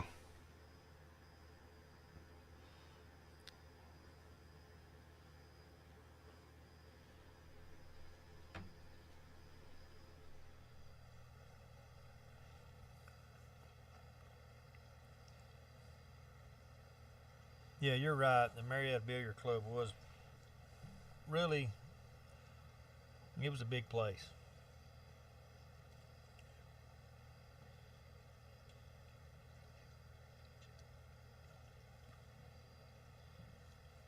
Thank you for tuning in, Riley. Glad you found us, our website and our YouTube. And if you hadn't already done it, thank you for subscribing, liking, sharing it. Yeah, definitely get on there and do that if you haven't done it. Oh, yeah. You can check out our website at actionroomstreaming.net. I actually won a tournament over at Marietta Billiard Club. I went through the winter side and got all the way to the end, and I was waiting and waiting. It was like 3:30 in the morning. And I asked the guy, I said, man, how many more matches we got? And he said, let me go check. He said, hey, man, we got 4 more matches. He said, but I talked to the guys. Second place was guaranteed $600. First place was $1,000. He said, they'll give you $900 and you can go home now. And you can have the tournament. I said, where's my money? Because that's like finding money laying on the ground, That's I'm right. guaranteed $600. Exactly. You giving me $300 extra to leave, I'm out. Yeah, see ya. You ain't kidding. Well, that's how it is down there at Cuso, man. Anytime I've ever won that thing or gotten the money, boy, sun's coming up when I'm leaving. But I've heard Terry started running that at 6 p.m. now, starting it.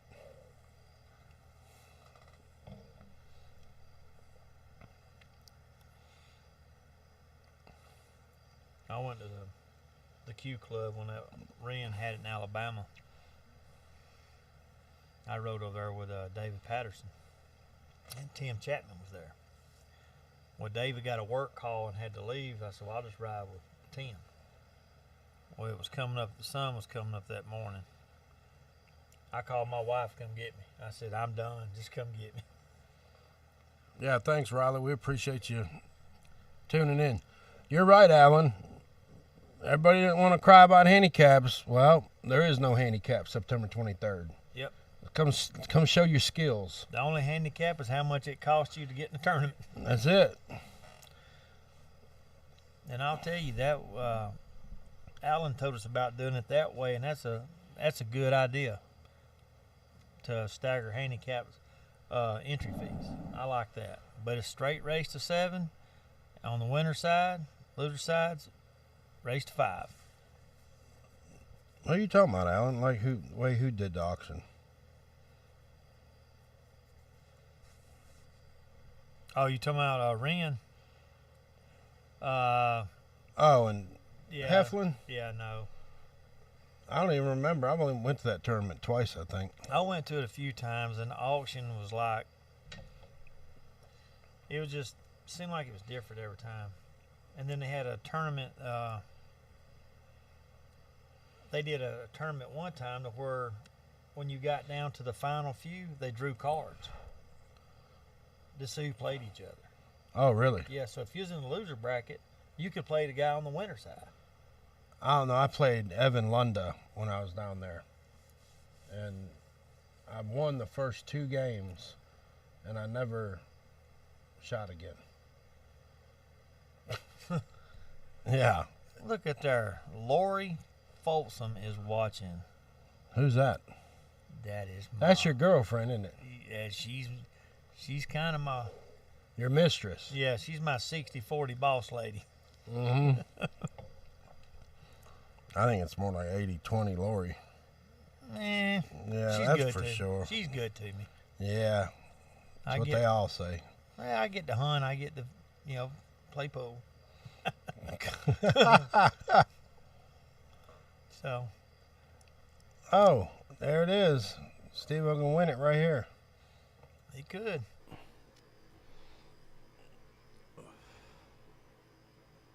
Oh, he missed it. You see how he just punched at that ball? Yeah, he did. Yep.